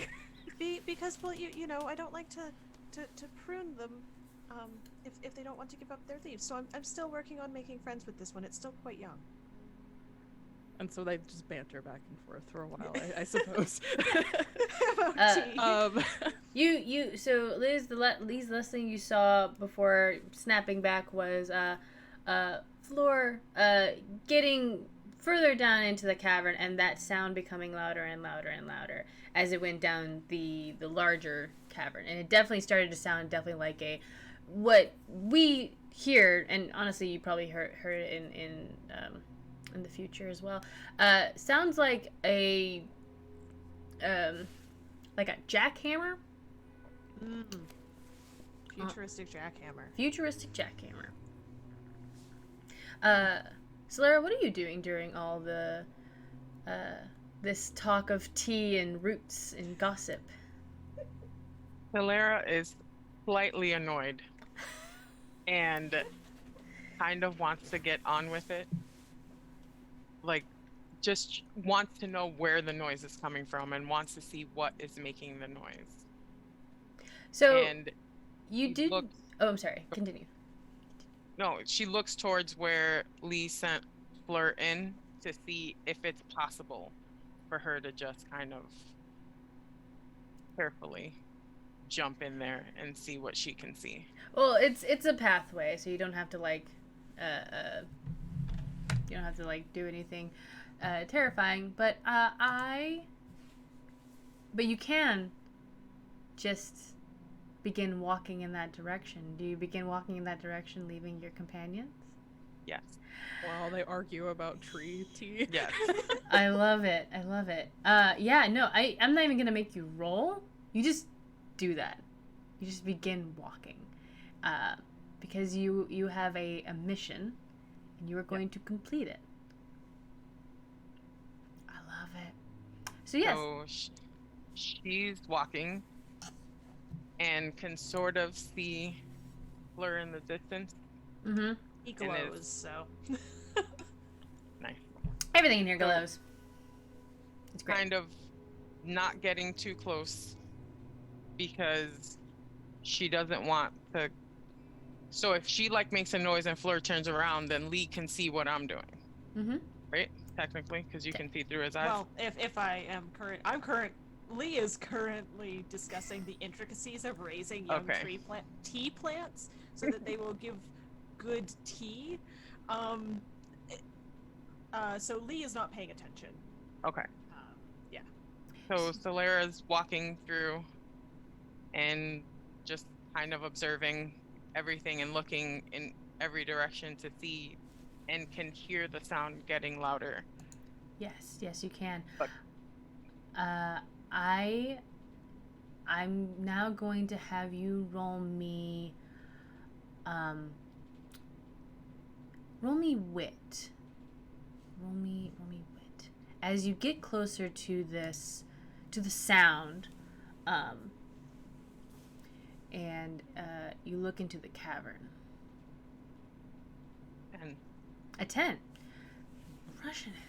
So you look into you actually see there is a small dip, and you see into what is the area you were before. There were large clusters of crystals, but in here it is floor to ceiling, wall to wall, covered in a rainbow of these beautiful, amazing crystals. And what you also notice is sitting underneath another opening, another surface opening, there is a very large machine down at the center of this cavern that is making that hammer noise. And you can see it is gathering these crystals. You see about 5 or so dudes going and collecting the bits, putting them in sacks essentially, and taking them up. With a 10, you actually see a logo on the side of this gigantic drill. It is the Carta Company, which you know because they are they're the equivalent of Nestle. So you see their logo, which is just a grinning face of a rocket boy with his little swirly pompadour giving a thumbs up on the side of this giant mechanical drill that is mining these crystals. And also with a 10, you see just ahead of you Also on this same pathway that they have not dipped down into the crystals, you see Haxta with a gun pulled, and she is pointing it at the drill. Can we join the pirate? Can she see me? She has not Or is she noticed you. Focused on the. Okay. She's focused on that. You're very quiet and you're very cautious, and Fleur was also very quiet and very cautious. And her focus is entirely on the machine. Can Fleur see Haxta? Yes. Has he noticed? Yes, Fleur. So I have a string that I can apply to any NPC, correct? Sorry? I have that special string that I can apply You to do any have NPC. You do have an Ollie string. So give me 1 sec. I want to know what Solera is doing in this scenario, and then we'll get to the special NPC string. Solera. So she doesn't see me yet. Mm-mm. But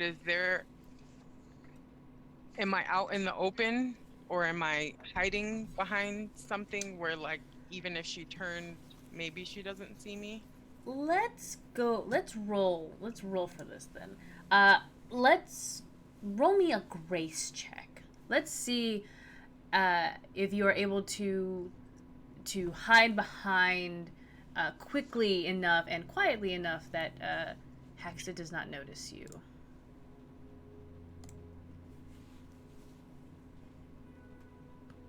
9. Mixed results.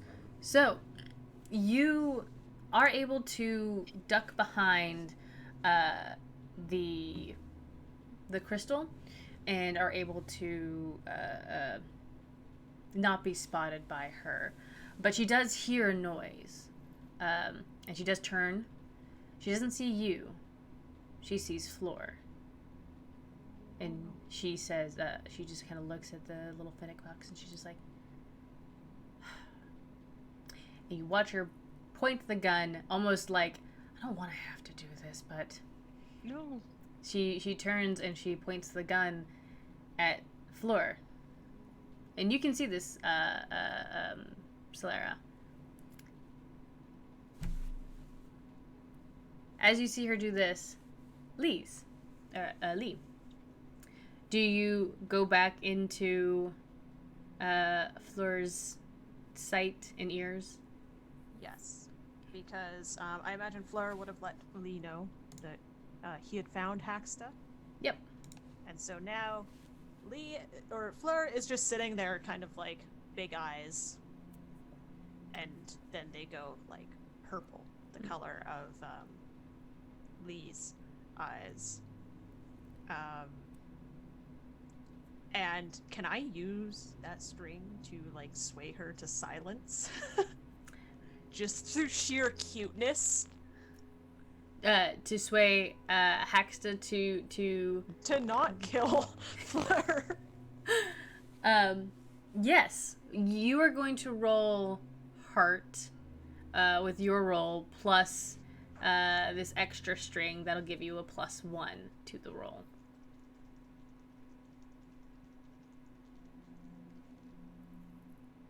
7. Whew. Okay, mixed results. So, you watch as Haxta is pointing the gun at Fleur, and then Fleur just don't Puffs up the tails a bit. Yeah. Like flattens the ears and like sits pretty, and it's just like, yeah, it's adorable. And it does sway Haxta, and she hesitates. And there's a shout from the drill. Hey! You there! And she turns, and she goes, shit! And she immediately opens fire. As she opens fire on the drill, you hear a shout coming from the opposite end of the cavern as her 3 crewmates jump out from where they were waiting for the signal, essentially, and begin going towards the drill. It becomes a firefight, essentially, over there. So, Lise, you see that, and Solera, you also see that. Lee will relay all of that information to the companions that are around her. You can hear that from where you are. I'm also going to relay the information about the drilling. Yeah. And just kind of turn to Nova and be like, you said that these crystals were, like, alive, right? Somebody's trying to drill them out of here, and honestly, listen, I know that the Alliance says that we're supposed to go get Haxta, because she's done some pretty bad things, but in this instance, I kind of want to side with the one who's protecting this ecosystem, you know? Is that the... I mean, are we very clear about the situation? Is there, like, ulterior motive? Like, does she really, does she care about space rocks? I feel like as she's pirate, she'd probably try to steal them herself. Well, I mean, I'm just saying, there's only 3 of us. Right. There is her plus 3 of her henchmen against, like, 5 of them. So that almost evens out the numbers, and then we can deal with her afterwards, and maybe if we help her out, she'll be more willing to talk or something. I don't know. Well, either way, it sounds like we need to just track her down and, tie her up and put her in a brig somewhere and go question her, because that is very strange. Did you say, what did she shoot at? You said again? A drill that was trying... They've been extracting, like, huge swaths of crystal from further on in the cavern. It's completely covered. You should see it. We should see it. We might get shot at. But... I mean, that is our target. If she is there, we need to go that way anyway, so I suppose we should. Yes. I will not be any use to you guys in a firefight, says Mac. But if there is somebody drilling down here, then we need to let the head researcher and your captain know. That's illegal. Like, very, very, very, very illegal. There was a logo on the drill. I'm not really familiar with these worldly things. Was some dude doing like this? And she'll just imitate what Fleur saw. I love it. Mac is like, she says, once we take care of them, we'll be able to identify which company it is that's doing all this. But I'll go and alert people. And you see Mac actually, like, she does have like a very small communicator. It is not as nice as the ones that you guys have. It's like a track phone essentially. It's like if you guys had an iPhone, she has a track phone. It's so she very, very carefully climbs her way out of the hole, and you guys are making your way to deal with Haxta and this drilling operation. While Lise, sword. Yeah, I got your sword. It's so cool. Lise and Nova, while you two are making your way down the cavern quickly, Solera, you are there. You can see Haxta. She's right in front of you. She hasn't noticed you yet because she's too busy firing at these guys on the drill. What do you do? You said there's 5 of them? 5 of the driller Yes. people? Mm-hmm. And none of them are down at this point. Like, it's just a firefight. It's just the firefighting, yes. So Solera will draw her Alliance-issued sword. So it's essentially like it's a what is it? What are we calling it? A laser saber. Okay. She will grab her laser saber and she will. Is there a driller person near her? No, they are. They're making their way towards you all, but you and Hax are in a advantageous position. You're like a good maybe like 10 feet up at the like a small opening to this large cavern. So you have the high ground essentially here. But if you weren't to jump down, you could get close enough to one of these guys.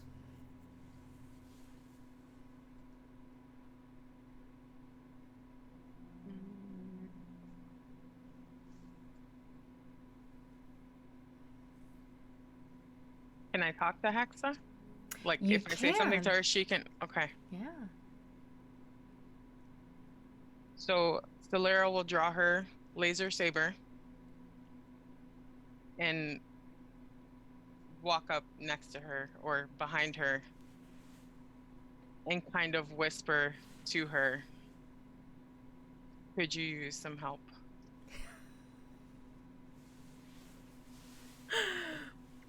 Haxa spins her snake hair, kind of whipping around her, and she looks up at you and she just says, "Now, I need to know something, Solera. Yep. Do you know Haxta?"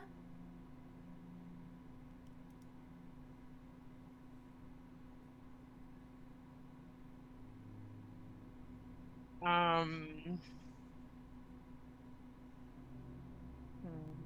do I? Chase your bliss. Do what makes you feel good. You don't have to if you don't want to.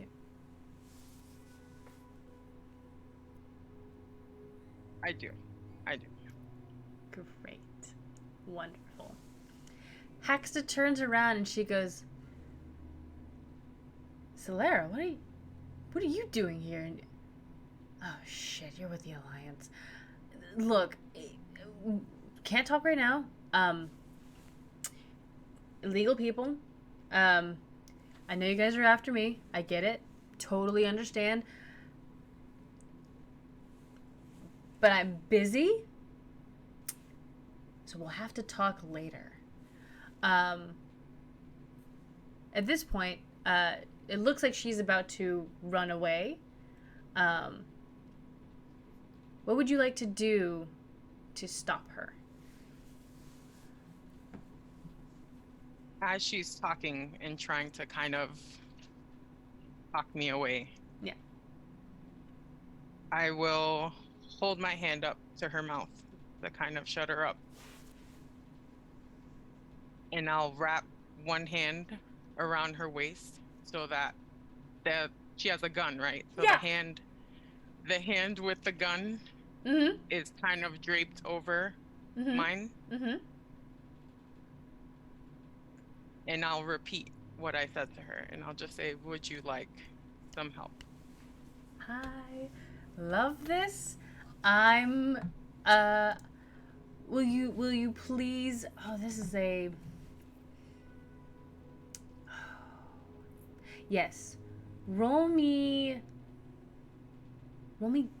either grace or heart, whichever. I think actually I think like this is more heart. You're trying to emotionally connect to her. That is great.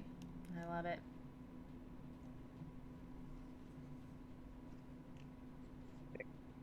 Oh, no. 5. 5.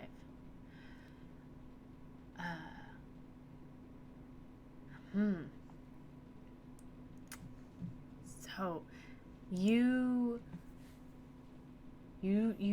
try to entice her to talk to you. So mark off an experience. And she says, you know, when we were together, you weren't very good with your words then either. And she's going to grab you. Like, you have your hand on her waist, she slips her hand around your waist, and she takes you with her over the side of that small little ledge step. And you are now in the middle of the firefight. That's fun. This is fine. It's cool. It's fine. But it was great and we loved it. So Lise and Nova, who reaches the end of the hallway first? Or hallway, the end of the tunnel first. I feel like neither of us are particularly inclined. Yeah. to Where right into is Fleur? Where is Fleur at the end of the tunnel right Yes, Fleur is waiting patiently for you, like all tails at alert, looking. He's as soon as he sees us, I imagine like Nova and Lee just kind of stop at the entrance. It's like, no, you first, no, you, no, you. Yeah. And he turns No, around you. and just chitters angrily at both of them, but Lee is like, okay, fine, and like draws her this massive like two-hander, rested on his shoulder, and is like, well,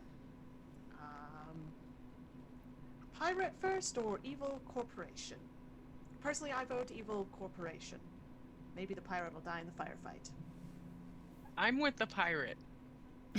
Don't let me die. We do not know this. And I don't think we know this yet. They're unaware of the situation. I'm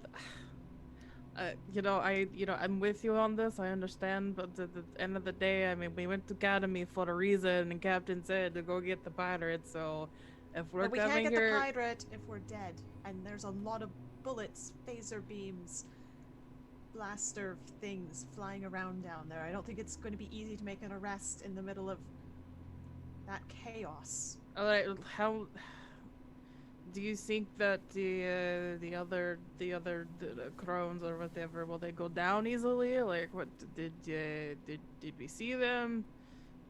Nobody's dead yet, so they've all got a little bit of resilience, unfortunately.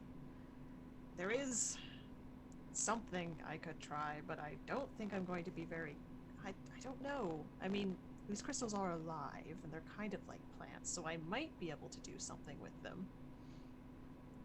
But it's a long shot. I mean, yeah, so they're like rooted creatures. I don't know if it's actual plant. I was being a little bit sarcastic earlier, but I don't know. But we need to think fast. So, and then she pulls out a very long, also two-handed sword. Looks like it was forged from like the galaxy. Like it's just like it's very like purpley and blue, and it reflects light in a certain way that looks like there's little like stars in the metal. And she takes a similar stance to Lee and says, you figure out if those rocks will let you, do the manipulation thing that you do. I'm going to head in. And she just walks Just, right in. Buy me some time, and Lee will stay out of the fighting. All right, Lee's gonna sit here and try to commune with the star I have crystals. A specific ability called Awaken the Wild that I would like to try to use, and since she is not going to rush because she is not being since Nova and Solera and the pirates are inadvertently buying her time. So I roll spirit. Yes. And then I have a list of things I can choose if I don't fail. Yes.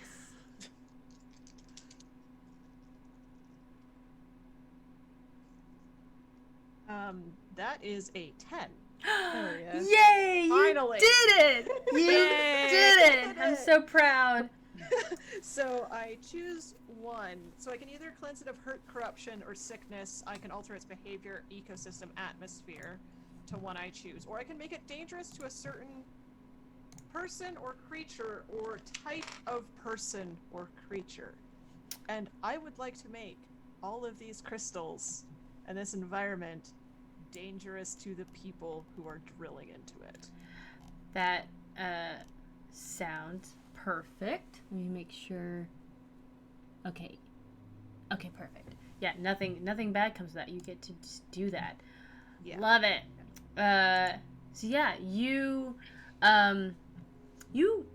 call forth this wild energy slash being that resides within the crystals, and it worked because something responded, like something awoke, and you watch as the crystals in this small tunnel that you're in their light begins to slowly dim just a little bit, and all the other crystals, their lights begin to slowly dim, and then there's just like a small minor earthquake, just a small minor one. We'll see what happens in just a moment. Nova, you have decided to jump into the firefight. How does that look? What are you doing? Describe the scene. So she's going to head into the belly of the beast, so to speak.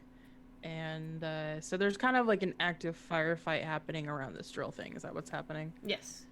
Okay. She doesn't really have a whole lot of time to like stop and observe what's going on, but at this point I think she's going to attempt to take out some of the drilling people, because at this point she's not really worried about how hurt they get. She wants to they're shooting at their target and they don't want their target to die, so I love it. So she goes at the one nearest to her with her sword. Absolutely. So you are fighting.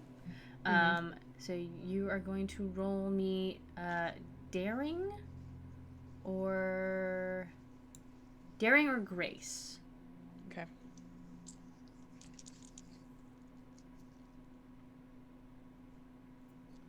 That's a 4. Oh. Oh no. Well, mark that experience.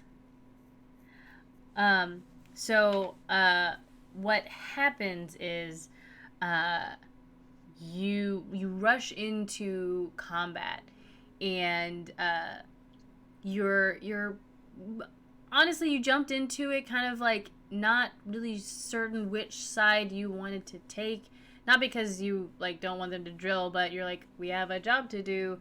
They're right here. We should just. So your mind is not completely focused on the fight that you've just thrown yourself into, but you accidentally hit one of these crystals instead of the guy that you're supposed to hit, and the crystal shatters. Oof. And you watch that it was diminishing a little bit. You couldn't really tell why, but as soon as you hit this crystal and it shatters, you watch as it was a pink crystal, so you watch as this pink essence inside of it just and disappear. Whoops. So yeah, you now have the angry condition. So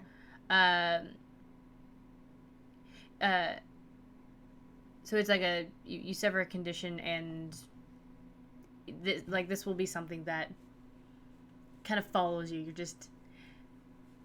You're frustrated at this situation. Growing more steadily, more and more frustrated. And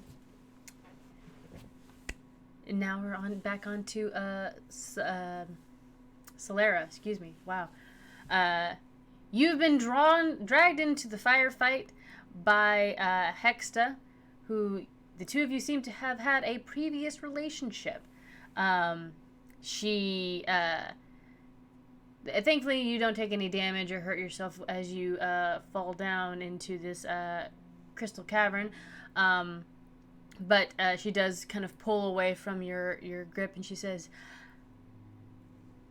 "I'll accept the help, but we're also, we gotta get in there." And she tosses you something. Now, I'm going to give you a choice. The thing she tosses you, you recognize it. You've missed it. If you take it, she will have a string on you, Slara. It's a sword.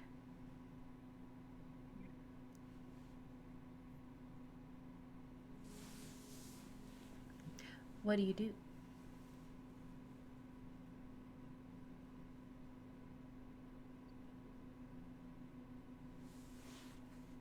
Valera will look at her and look at the sword and say, "You know that I've missed that." And I know you've missed me too. The sword is why I'm here. A girl can dream, can't she? Help us out.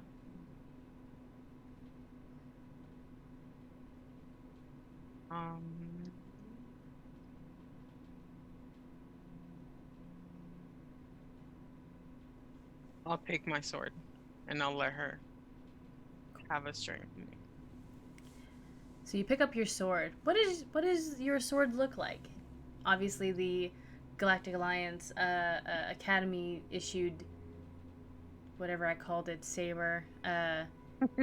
Laser saber. Laser saber is not your. That's issued, but this is your sword. So my sword has a deep purple hilt in the shape of a dragonfly with a black blade that turns purple near the end and has what looks like starlight circling around it till the tip. Very pretty. Well,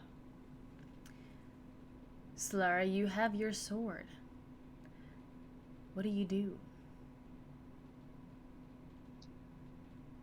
And I'm still the only one with her. Like You did watch as Nova jumped into the fray and broke one of the crystals, unfortunately. But you are not alone down here.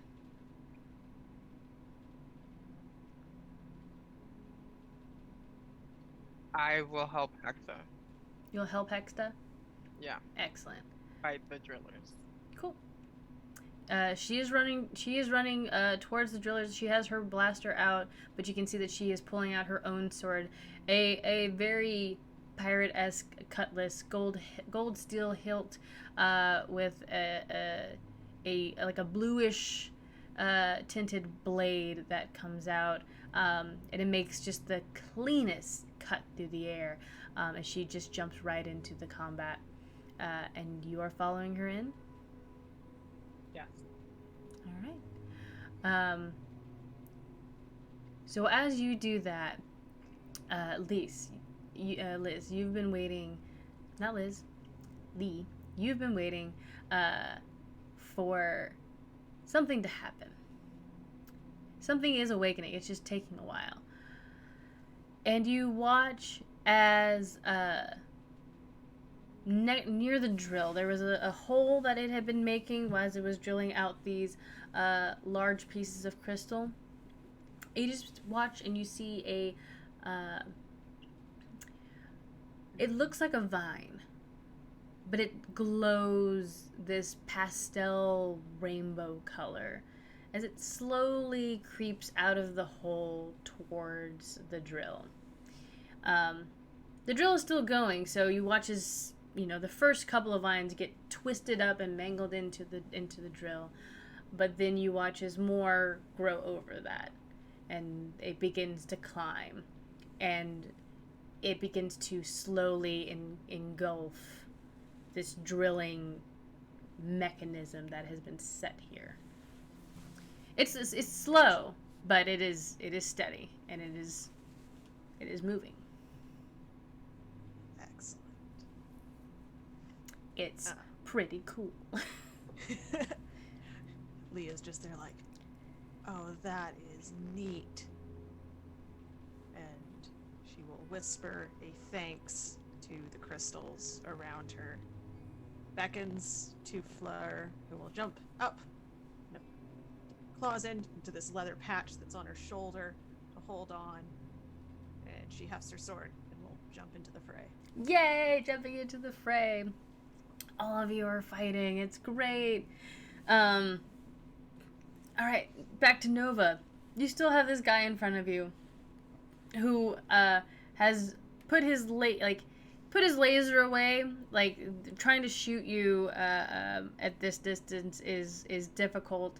And so he just puts it away, and he just pulls up his fists. He's got these tiny little, like, butter laser sword dagger thingies in his hand, and he is swinging at you. But what are you doing? Are you continuing to fight, or are you pulling something else out? Yeah, I am definitely still trying to hit him with my sword and trying very carefully not to hit any crystals because I don't want to mess up whatever that Lee is trying to do. So I think they're like daggers that he pulled out, right? Yeah. Like sort of. Trying to think, is there like a way that I could try to block his attacks with my sword? Yeah, you can block his way. attacks with the sword. Sure. Like, yeah, they're cool laser-looking things, but I'm not gonna be like, oh, they're light things. They can go right through your sword. No, you can block them if you want with your sword. Okay. Yeah, that's something I'd like to attempt to do. Yes. Yeah, but so this is still going to be a fight roll. Mm-hmm. So you can either roll me a daring or a grace to block his attack. 6. That is a failure. I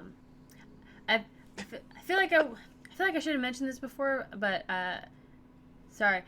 If anybody here wants to spin the strings that they have to give to another person to give them that extra +1 so things can become a mixed result or a true success, you can do that. But I thought I told you all that, but I also don't want to force you to do that if you don't want to. They're your strings. Chase your bliss. It'll make you feel good. But you're still holding on to the failure. Mm-hmm. Roll me, mark that experience. You do block his blades, and you are able to push him away. And for a moment, you're like, yes, I have the upper hand. And then you feel the searing pain of a stray bullet hit you in the shoulder. It doesn't take you down, but that arm is severely wounded. Burns like a bitch. Burns like a bitch. Pretty much. Mm-hmm. But the guy that you were fighting before, you threw him, and he's still coming back for more with his tiny little butter knives. Sorry, it's the idea of them, the tiny little daggers. Little butter knives. Little butter knives. Hey, at least you'll never have to worry about over hard butter when you're buttering your toast. Oh my god. Just absolutely melted butter every time. Innovation Perfect. of the future. Yes. Well, you could also toast the bread with them. Yes, Like... exactly. Toast, butter, like all in one. Maybe this guy just wants breakfast. Maybe we should just feed him. Maybe if you feed all the drill people, they'll stop what they're doing and then they'll maybe. leave. All right. Solera, you are running into the combat with Hexta. She faces off with one person, and another guy is running up to you. He also has a blaster out, and he's trying to shoot at you, but you are just dipping and diving and dodging, and you get up right in his face. What do you do? I will try to stab him with my sword. Excellent. Stab him Not with the your crap sword. sword. No, it's a terrible sword. Not unbranded swords are terrible. So yeah, roll me with daring or grace.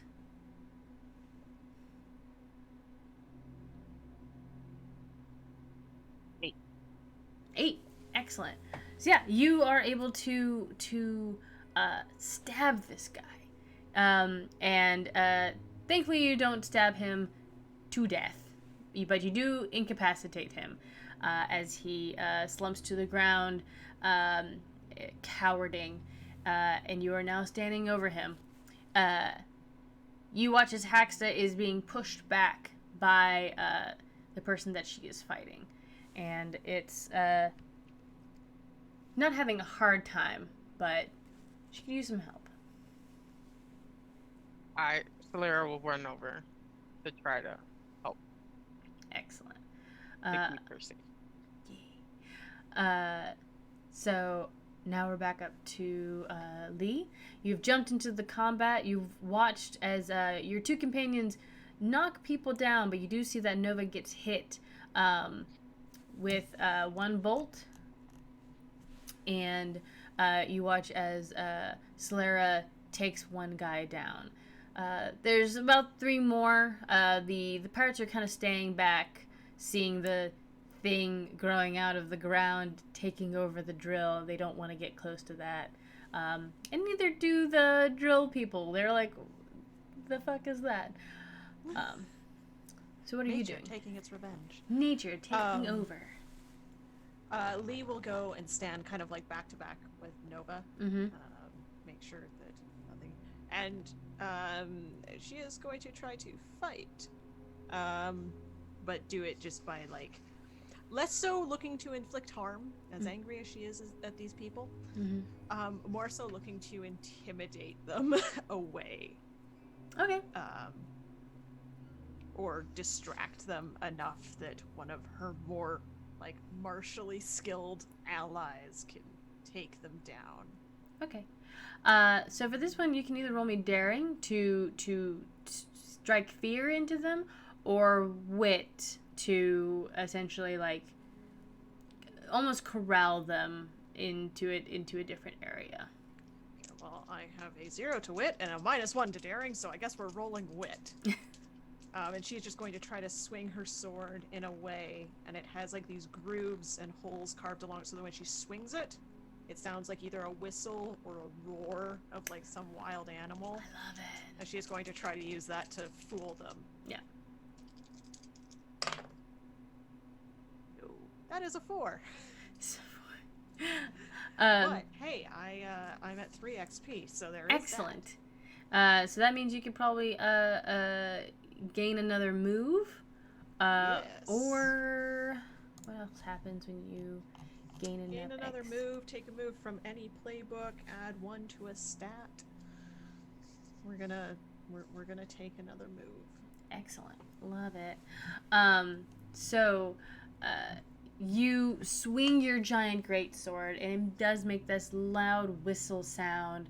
But the person that you were swinging at just ducks out of the way because it's a very large sword. They can kind of see it coming a mile away. And you also accidentally break one of these crystals. Uh-oh. And you this was more of a yellowish color, and you watch as the very faint life force that was inside of it just and disappear. There is a small groaning sound that comes from the drill as you see the vines stop for just a moment and then continue, but at a slower pace.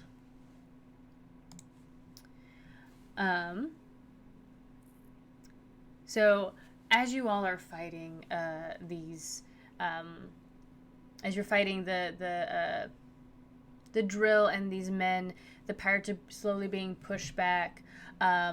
You hear a shout. So there was an opening from above, which you can assume the drill had been brought down in from there, there's a large shout, and you watch as Sarai, on her little flying wheelchair, just comes just flying down from the tunnel.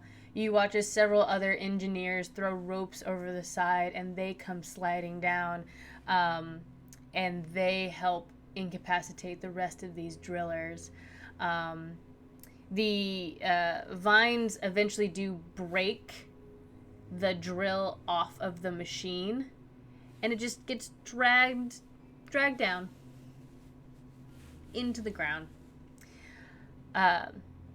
Noticing that there is a commotion that is not to do with the drilling or anything, Haxa turns to you after she just kind of like elbows the dude that she was fighting, knocking him down, and she looks at you, Solara, and she says,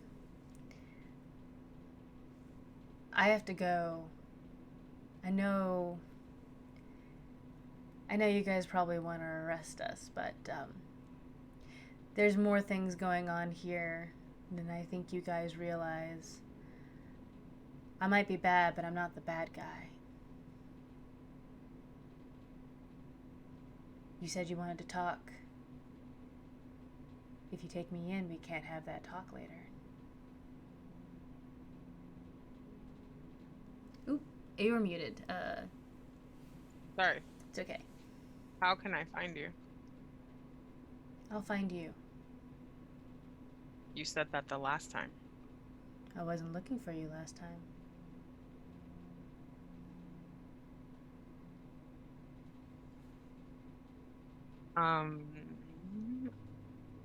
I would like to figure out a person. Yes, absolutely. So let me roll. There it is. Okay, yeah. Roll me wit.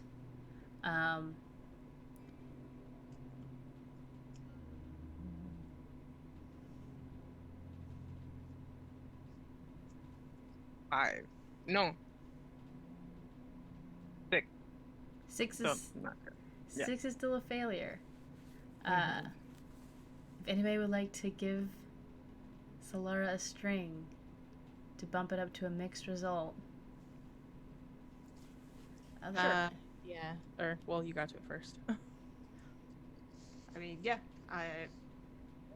not through Lee specifically, but Fleur will kind of go and like hop up just for like moral support. Aw, I love it. And just kind of like nuzzle Solara's ear with encouragement, since he cannot speak, but body language. I love it. Not only does that kind of help you refocus Solara, but it also distracts Haxa for a minute, and her kind of like roguish demeanor drops just for a moment to let you kind of glean what she's about. So the mixed result, you can ask 2 questions, but they can ask you 1. What are you feeling towards blank? What do you hope to get from blank? How can I get you to blank? What do you love the most? And how would you feel if I blank? And So I can ask 2, and she can ask me 1. Mm-hmm.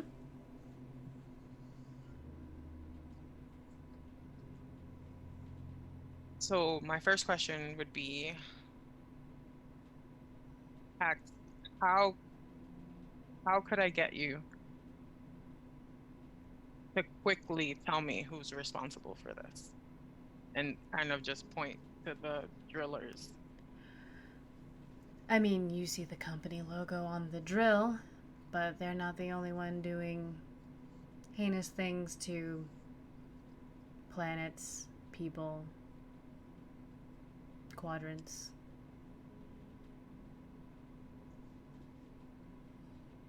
I can't give you everybody that I've got on my hit list, but I can give you a few names. Some of which that are definitely on your Galactic Alliance list, and some that are probably putting money in your pocket.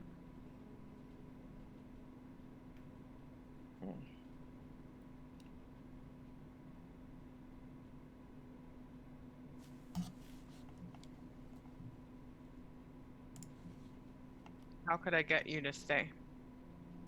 Hmm.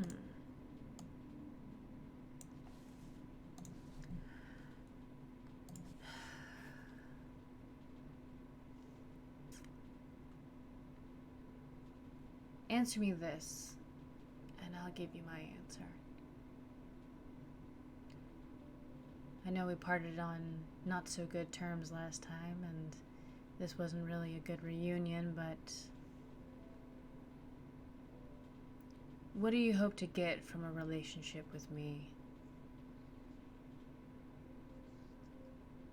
You look prim and proper in your Galactic Alliance uniform there. You worked hard. I don't want to see you go back down the path I'm on, unless you want to.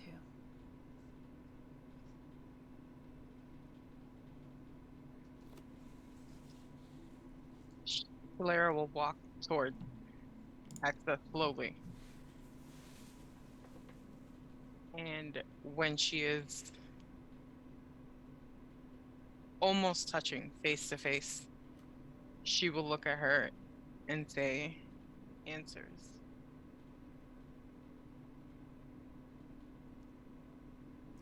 Can you repeat the question that you just asked her? You asked me. Oh, before that? Yes. How can I get you to stay?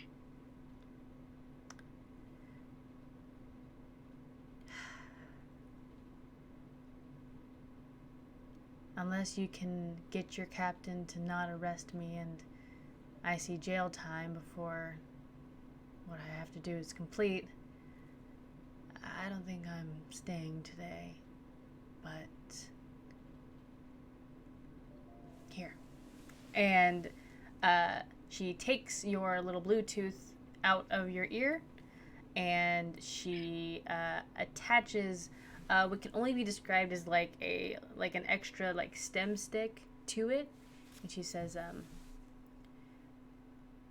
just activate that when you're making a call and you'll be able to reach me, but don't use it all the time. I might not answer.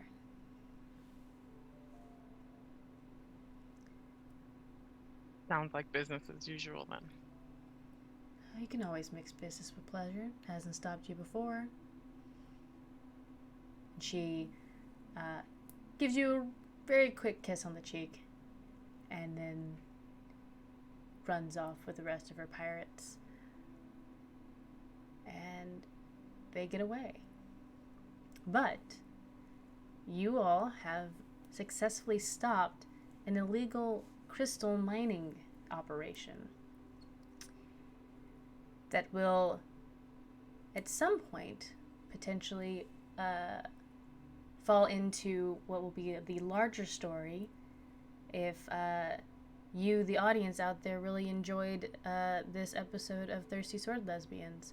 Give us your feedback if you want to see more of us have these wonderful ship crew ladies fighting off against evil corporations, possibly discovering alien species, and finding love or torturous enamors along the way. This could become a more regular thing. So, thank you all so much for being here. That is the end of this story. But we will have more. Next Friday, April will be running a game. I unfortunately have forgotten the full name of it, but it has magic in the name of it. It's a magic game. It's a cool witch magic game. It's adorable. April, are you in the chat? What is your game called? She's in the chat. Help me, April. I failed you.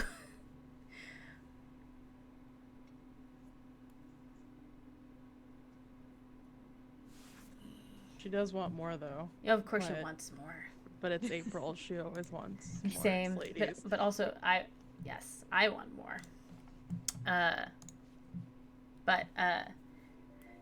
Anyway, it's been a night.